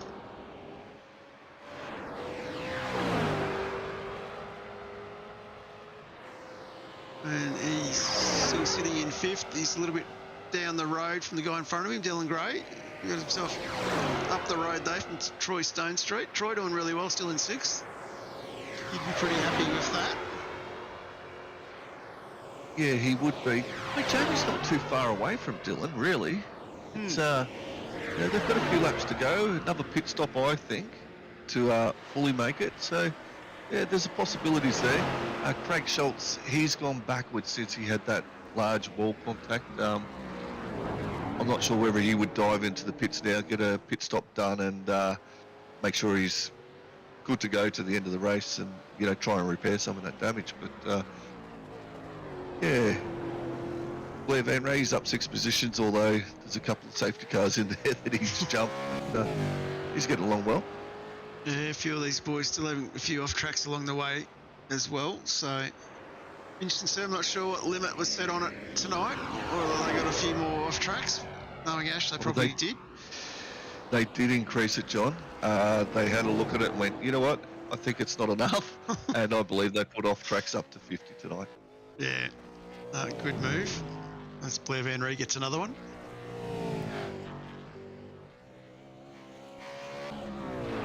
Oh, can you imagine being in that car for real? Going over that and landing so hard. Yeah. Yeah, it would be tough. Can you imagine doing this at night though?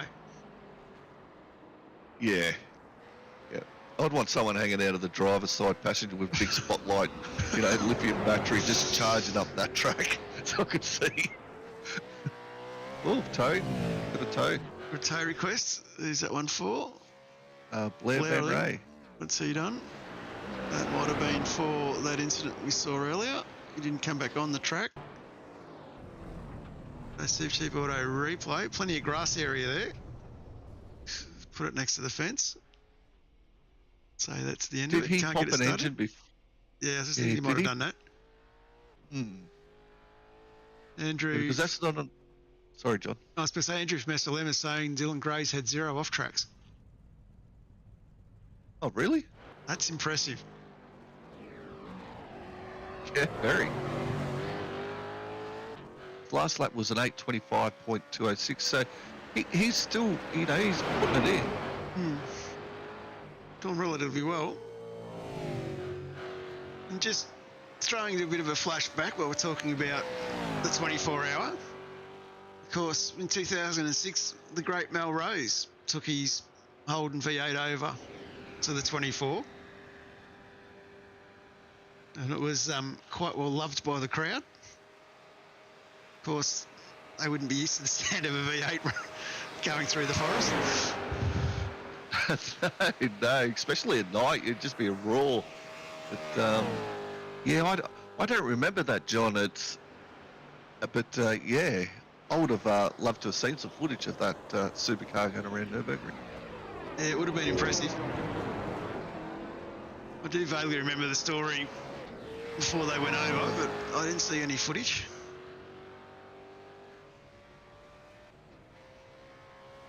Sure, my little German friend might be able to find some for me. Yeah, he would be all over that. He's a wealth of knowledge when it comes to this track. Yeah, definitely his favourite part of the world. And the 24-hour on his bucket list.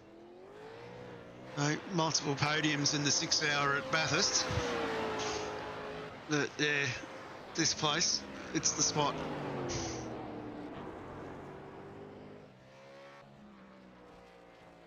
Of course, Dave Worrell again returning to the 6-hour this next year at Easter.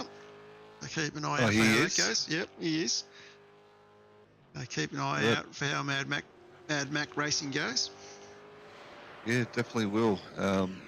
Given he has had success, and he does that driver training as well, yeah. Yeah. He does fast track driver training as well.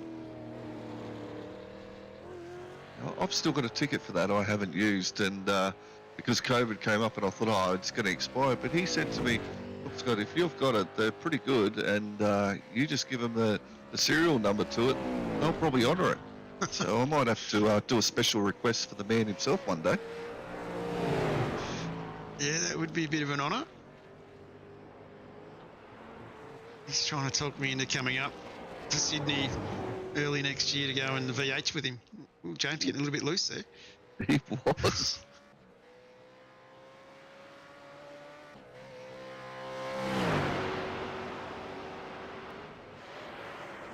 He's definitely on a mission still. Yeah, you get into that zone, and if you go either side of it, you push too hard or you slow down too much, you get out of sync, out of rhythm. So for James Scott, he would be in his comfort zone, even though he had a little moment just before, which could have ended in disaster. He would be back on it now and back in his comfort zone and maintaining that pace, that rhythm. And but it could be a part of fatigue starting to set in. Just pushing himself that little bit. Now they are 4 laps on with these tyres, so there's that fuel load we talked about earlier, the back end getting a little bit lighter. So yeah, it wouldn't be easy. It would be very difficult at the moment. And fatigue. Fatigue is a big player around this place.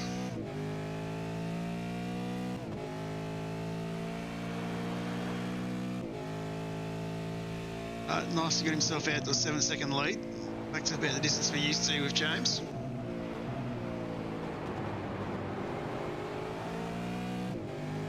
Yeah, well, his last lap was actually his best lap, but it was an off track, so it's not going to count as his best lap. It was an 8:17.408 versus his best clean lap of 8:17.706. So he's definitely on it. He's not messing around. Yeah, definitely here he's making it work hard. Well, lock up coming in there, very easy to do as you change direction into a left-hander in that camber, so he locked up that front left-hand wheel.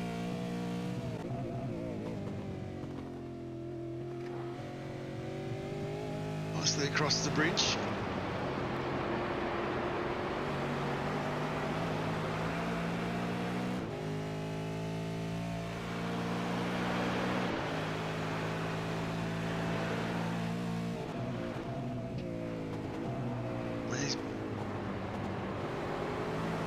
Gets through the corner that catches everybody out.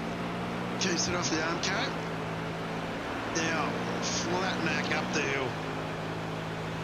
Yeah, he won't lift. With no lifting here, he'll just be on it the whole way.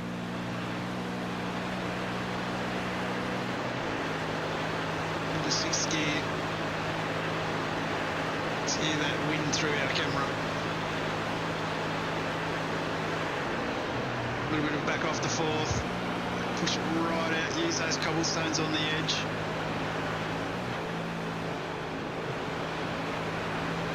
Now pull it up back into second.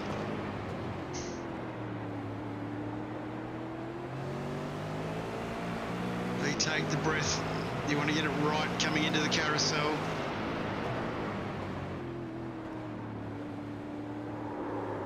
Ooh. A little too hard there. A little bit of a back step out from James. Yeah, that would be these tyres that fuel loaded starting to affect and change the dynamics of the car. Yeah, he'll make the adjustments in car needed, whether he's working his roll bars, working his brake bias, per section or per corner.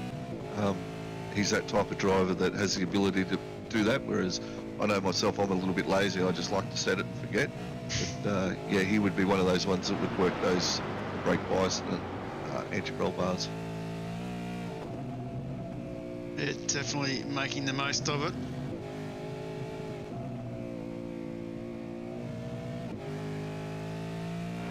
Something that vets makes us quite lazy. It's fixed setups. Don't have the ability to remove those roll bars. No, they don't. It's just, yep, jump in. And it is something that I really would like to see iRacing bring, is the ability to adjust it. Yeah, you really would think if they ever do a bigger update or a newer release or a Gen 3 that they would incorporate that, because it does need to happen. Well, look at that front end. He just catches it now. You know, it's the air, catches it, enough grip just to turn it. Yeah, I really do hope iRacing are listening to the Australian and New Zealand folk out here and do get that incorporated, especially with those roll bars. Even in a fixed setup series, we need to be able to change it. Yeah, it'd be a very interesting dynamic to have. He is pushing.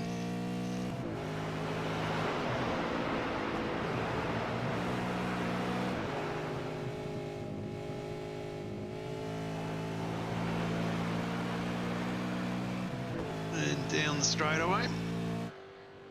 Be interested to see what his time is this time around, John. He did push that lap. He had a couple of moments, but it did show that he's on the limit, and he's probably also testing himself too. You know, like, hey, I'm going to push myself. Come on, and yeah, it'll be interesting to see what time he lays down.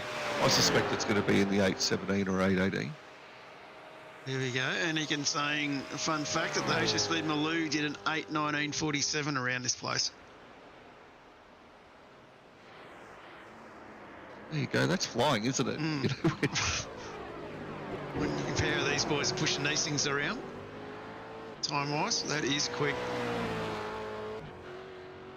And this time by, James goes...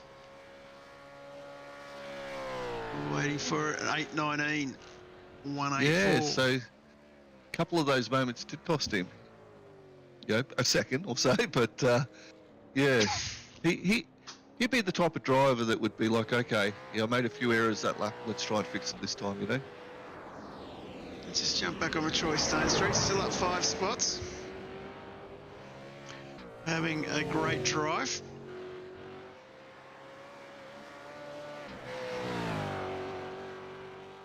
Who's that? Craig Schultz, 5 seconds behind him at this stage.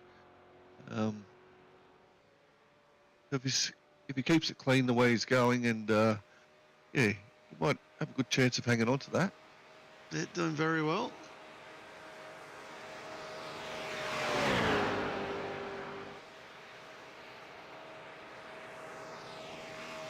Jamie McKnight just popped in an 8:29.259. His fastest lap, but it wasn't clean. His fastest lap, clean lap, is an 8:29.521. And he's going to check on Greg Favell. he's in the circuit section at the moment.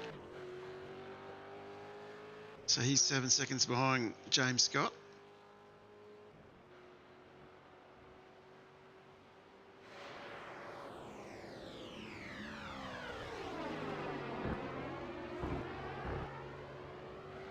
So he's about to come back out onto the green hell.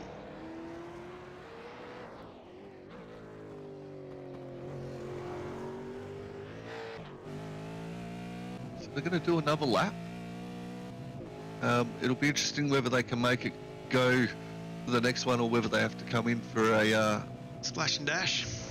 yeah, for the last stop. I don't know whether you call it a splash. Last lap. Well, yeah, it'd be a splash on it.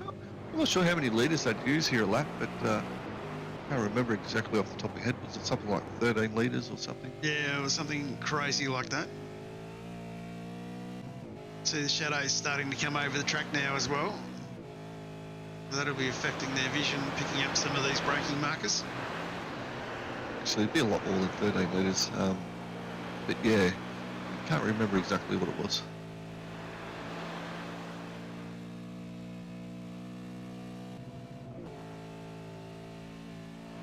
Greg still having a crack. He's looking 18 litres. There we go. I've just been corrected. He's going to go to the Supercheap Auto replay. Something's happened to Jamie McKnight.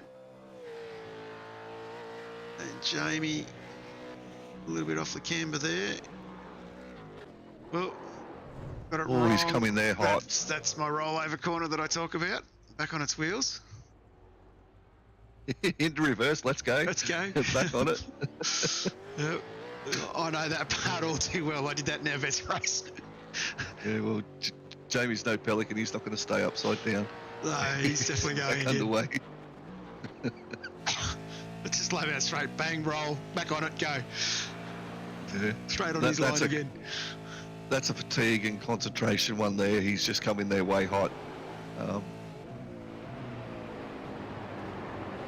It's unfortunate for Jamie, but I've still got him holding down 5th position, so this might give Troy Stone Street a little bit of a sniff and incentive. Yeah, definitely be a wounded car as well, so he'd be a little bit slower. Will be Jamie, so yeah, it could be interesting.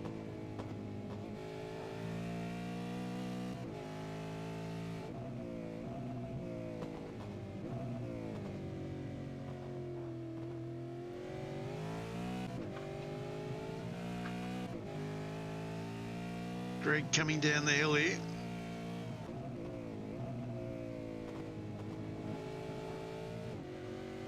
Having raced against Greg for a few seasons there in V8 vets and rubbing panels with him at times, I know how much of a tough competitor he is, and even though he's 9 seconds away, he would be still, he'd still have the bit between his teeth, and he'd be like, all right, we only need a little incident and I'll be back in it. So he always pushes himself and takes quite a lot of pride in the way that he does drive. And therefore, he's a good competitor. He's good fun to race against. I really enjoy racing against Greg.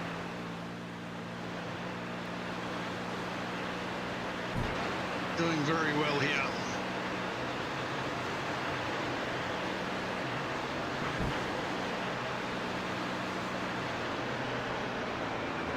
Just great appreciation for the speed.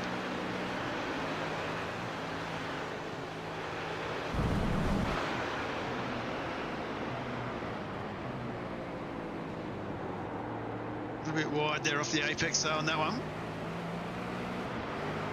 Now let's see how he drops it into the carousel.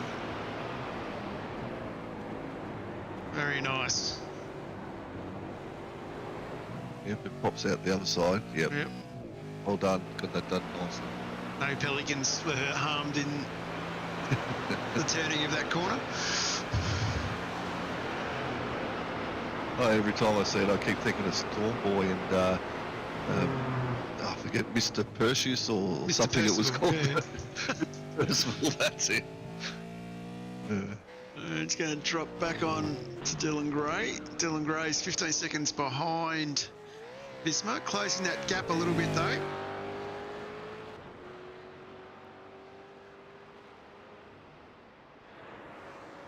Dylan doing really well here. He's been driving very consistently. Yeah, I wonder whether he's still got a clean lap for him. If he can make 10 laps around here without an incident point, that's an exceptional achievement. Oh, absolutely.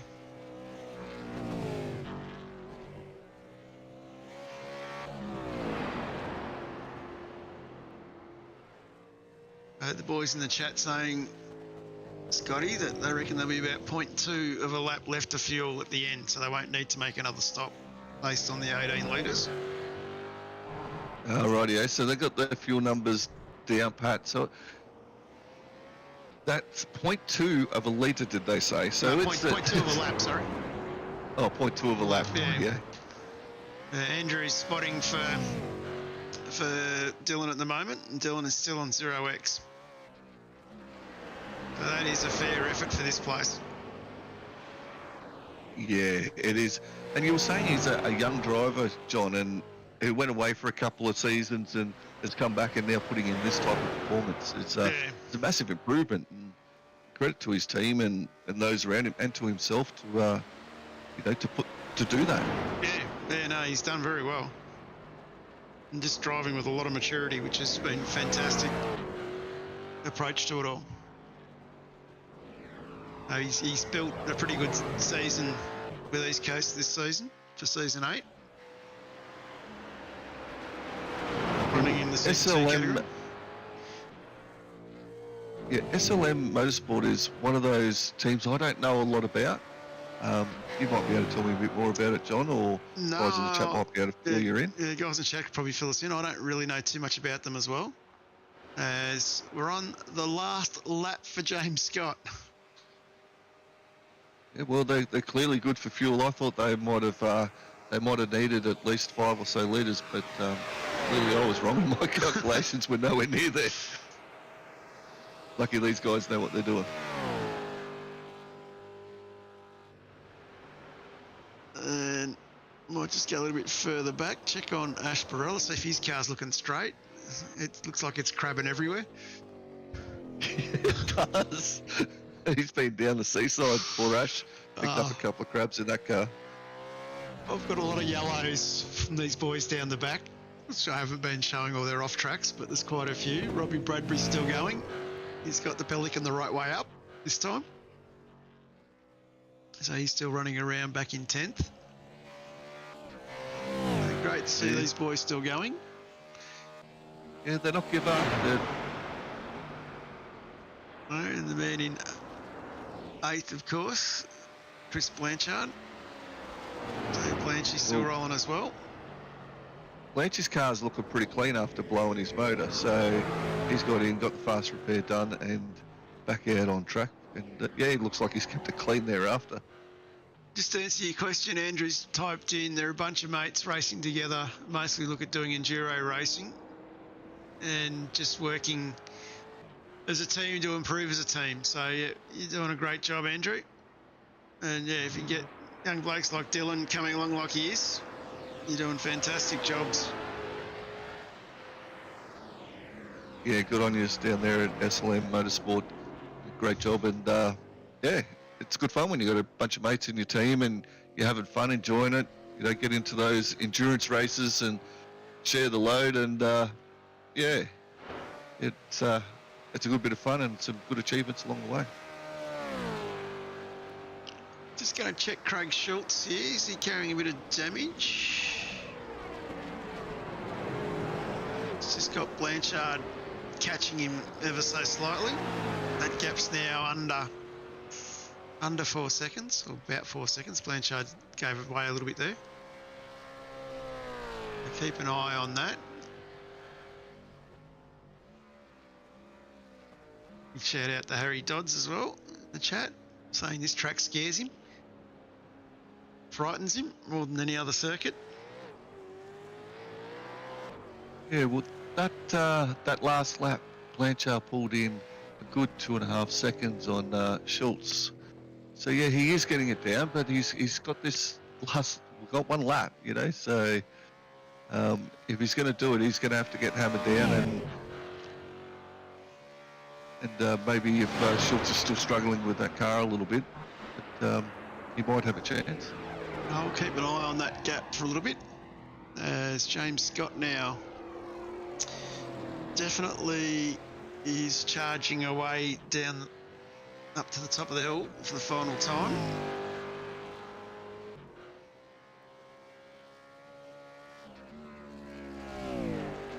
See him come around the corner here in a second. See the big antenna off to the right there. Now all roads lead downhill to the bridge. Looks like he's got the car a bit more settled than the previous time we jumped on board and had a look. Yeah, looking a lot more smooth here.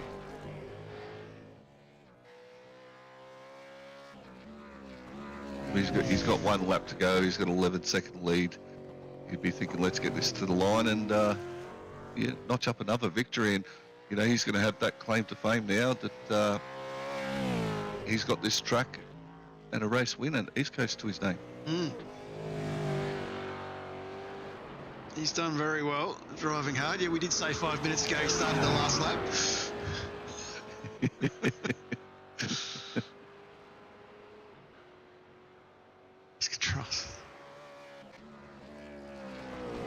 It's good to see the guys in the chat listening in and chatting away too, John. Yeah.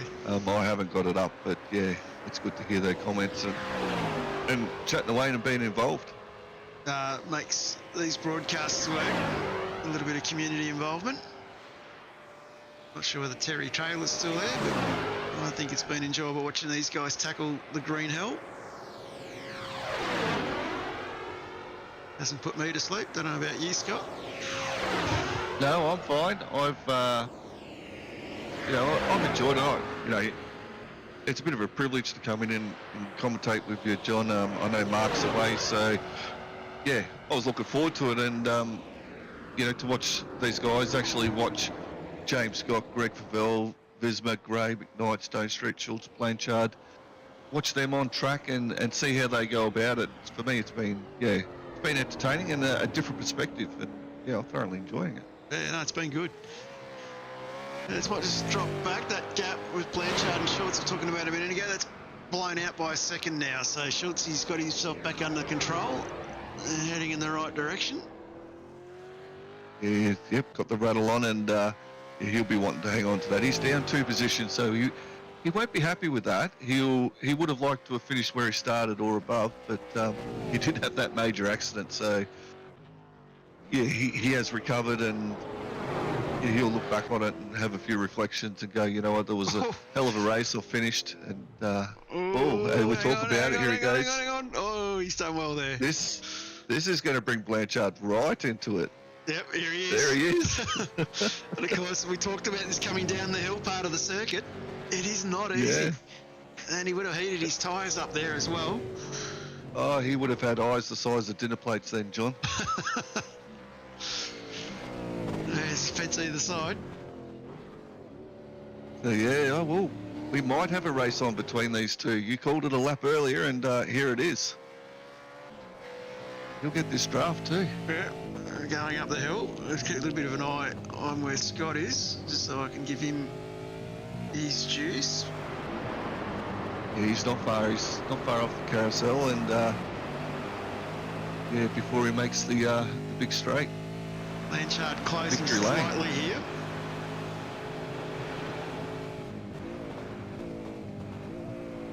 Here we go. James Scott's entering into the carousel now. Yeah. His last time through there. Does it nice and smooth. Yeah, big He's got shit. this right-hander up here to navigate, and then this is it. This is him done. He'd Yeah. be just taking a few deep breaths now and going, yep, I'm feeling a sense of satisfaction, and rightly so. Yeah. Job done. Tuck it up. He's away. He'd be pretty happy here. This is where you can start to take a breath, even though the car's doing 300 kilometres an hour. He'd have one hand on the wheel. Arm out the window. Yep. Shout out to Henry and Twitch as well. He has done a remarkable job, young James Scott, We'll have a talk to him in a few minutes. But he has done very well as he comes across down the start-finish straight to be crowned the winner of Nordschleife, the man who tackled the green hell.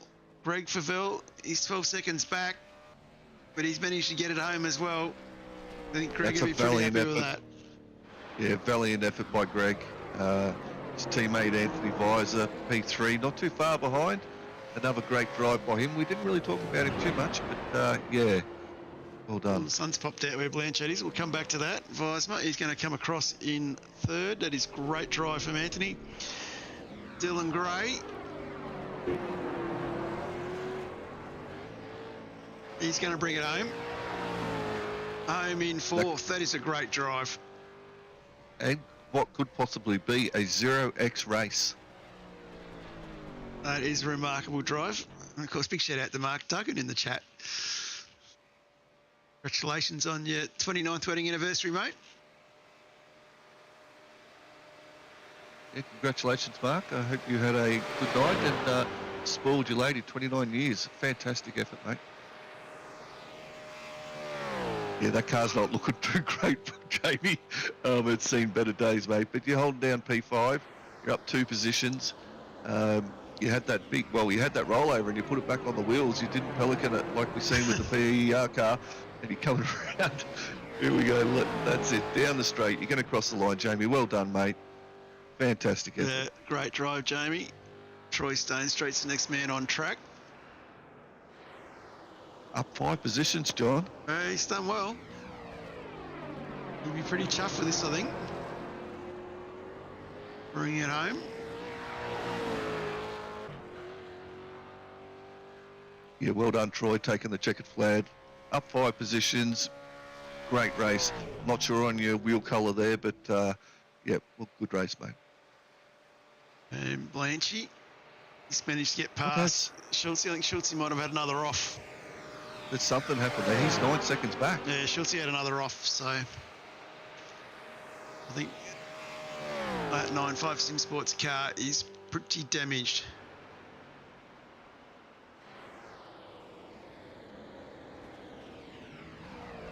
Blanchard's down 1 position, but considering he's had a blown engine, you know, he's fought back. He had a long tow, and here he is in his car's kept his car clean since. So, Yep. yeah, good job here, Blanchies. He's done very well. And Schultz, that's not a healthy looking car. No, he's been down the seaside getting crabs as well. Yep. Oh my God! Oh, track's over this side. No, it's over that side. He's finished. Did he make? He made it. Well done. He's finished. Ash Barella's another one that's battled all night. He's way back in the hills, back in the sunshine. Well, his car's been sick for the last 3-4 laps. He's been there with, well, obviously he picked up Schultz and they went down the seaside, but yeah, he's really struggling, isn't he? Definitely struggling. All right, Ash. No, this is the man who runs the league. He was game. He made the call. Let's come to Nords. I think Well, if you're gonna put it up, John, you've got to go do it, and that's exactly what he's gone and done. Exactly. And speaking of coming to Nords, congratulations, James, on the win. Thank you. That was some good driving, mate. Looks like you had to work for it there for a little bit. Yeah, it was a bit of a, you know, a leveler tonight. I know I certainly have never driven a supercar here. I've done obviously some GT racing around here, but with the 24-hour and whatever else. But yeah, I've never driven a V8 around here, and it's a different experience, that's for sure. And of course, running a new livery tonight. Yeah, have to shout out to the Ryco guys. If anyone's after a some setups or some data packs, be sure to head over there and check it out. Hopefully you guys find it beneficial. So it's a good little setup shop they got going over there. Oh, it's Yeah, good. how you going, James? Scott Gamble here.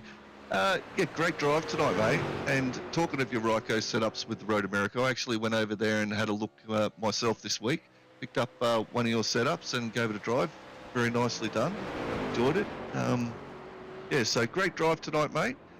How did you find after that pit stop? Safety car, and with Favel close behind you, you hadn't made the break like we've seen you do in previous rounds. It was a 3-4 seconds, and so he was a threat to you. Did halfway through that lap after the safety car exited, it looked like you put the foot down just before we got to the main straight to try and make a break on Favel.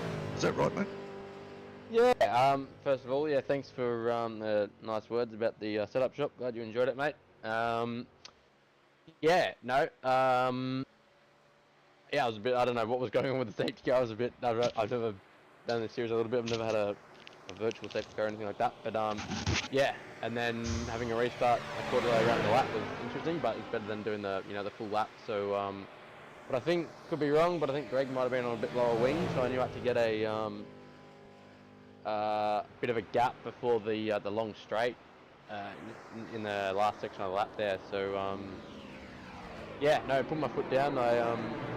I was just before the safety car came out, I thought I was just sort of getting my eye around this track. It's sort of one of these rhythm tracks. You need to really get your rhythm right, and then it sort of happens for you. But yeah, and then the safety car sort of broke that. But sort of at the end of the race there, I thought I was feeling good again. So haven't driven this track in close to a year since last year's 24 hours. So good to be back. Good fun. You've done well done, mate. And of course, P2, super spotter of Anthony Visma, Greg Favel. Well done, Greg. I thought I'd give him a run for his money tonight. I think James was just on a nice casual country drive. I sat the back of him for too long. I'm like, he's going to go soon. But I've been out of the seat for too long, and I couldn't feel my left wrist. My left foot had pins and needles in about lap 2, so the struggle was real. You've done well, Greg. And Anthony, another good performance from you, mate. Yeah, well, I found it pretty difficult tonight, actually. After about 4 laps, all I could hear from Greg was, my leg's dead, my neck's killing me, my wrist is killing me, I can't steer. I was having enough trouble, but no, I didn't have the pace run with those guys, so I just thought I'd do my own thing and make sure I didn't stick it in the fence, and was happy with the night.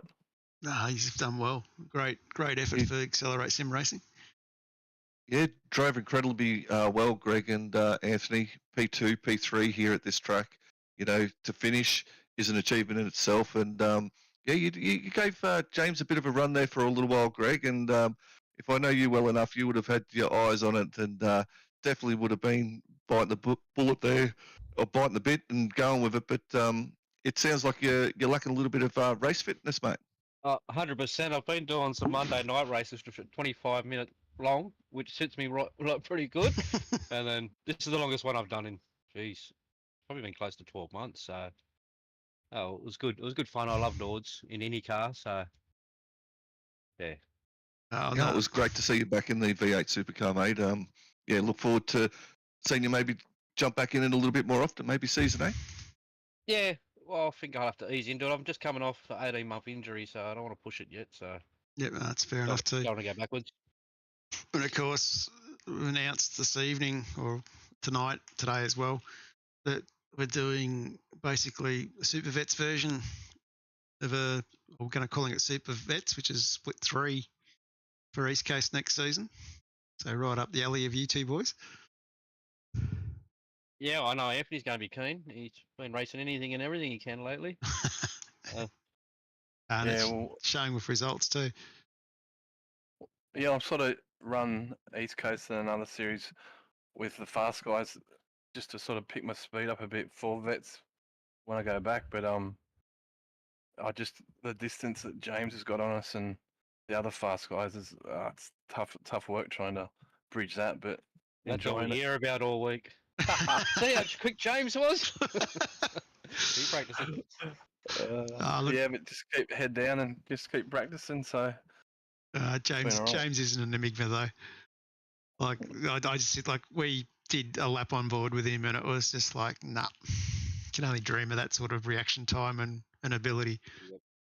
Yeah, it was beautiful to watch. That's for sure. We're too old for that now. That's right. Anyway, well, I got you all three here next week. 300 Ks at Bathurst. Thoughts on that one, boys? No thanks. Oh, come on. What about you, James? Yeah. I don't know. For me, I'd always quite like Bathurst. So wasn't all that long ago. We raced there in the Scops and Pro Series. So Yeah. So won't be too much practice or anything. So yeah, no. So that's dialed. So it's just be a bit of a grit and go. So it should be good. that should be good. And then, of course, we follow that with Winton and Phillip Island. So a bit of a Australian theme with 3 of the last 4 races. So it'll be good to see everyone jumping into that one as we do. Just a quick question: is that setup available at Ryco, James? Which one, Matt? The Bathurst? Yeah. There's I think there was a Bathurst one available from week 1. I think. Oh, we'll get on it. That's pretty good. And just quickly, I forgot, anyone you want to give a shout out to, Greg or Anthony? Oh, just the team. Our sponsors: Abbey Timber, Primal Wheels, Modern Deck, Boxer Lock Storage. Yeah, just everyone for getting in that. We're just about having fun these days. So yeah, good bunch of blokes to be around. So Too easy. Of course, I see these guys. Mick Clifton. See the back of his car too often. Anyway, on that note, I want to say a huge thank you to the drivers, of course. It's not an easy place to drive, and these guys have put on a pretty good show tonight. Big thank you to everyone in the chat. We had some good numbers in the chat as well, which was great. Good conversation going on in there for most of the evening. Big thank you to Mark Duggan again. Congratulations on your 29th wedding anniversary. And big thank you to our race control and the league admins. But a huge thank you to Scotty Gamble for jumping in and covering Mark this evening. Been a pleasure having you in here, Scotty. Yeah, thanks, John. I really enjoyed it. Yeah, the privilege was all mine to be in here, watch these guys take on the green hell. You know, to see Favell back in the V8 supercar was a real buzz for me, Weismer. We've raced together for quite some time. Really good drivers, and James Scott, well, he's in a class of his own, and a deserving win for him. And like you said, he's never driven the V8 supercar here before. Now he's a winner of East Coast at the Green Hell. Absolutely. And on that note, we'll say good night and see everybody again next week for Bathurst. Same time, 8:15. Night all. Good night. There's no arguing that people love their cars. We weren't arguing. They talk about their cars, sing about their cars. Some people even look like their car. Whether it's an old car, new old car, fast car, family car, electric car, race car, two-wheel car, no-wheel car, or a car you know's parked around here somewhere. People who love their cars love to tinker with them. Some people tinker big, some people tinker small. Some people tinker some degree between those two variables. Whose voice is that? And that's where Supercheap Auto comes in. We've been helping people tinker for 50 years. For people like Bill, Lucy, Kevin, other Kevin. Oi, get off my car! Didn't catch this guy's name. It's Kevin. Not Patrick. He doesn't shop with us. Whoever you are, whatever you drive, we'll help you make it super. Because super is our middle name. Well, technically it's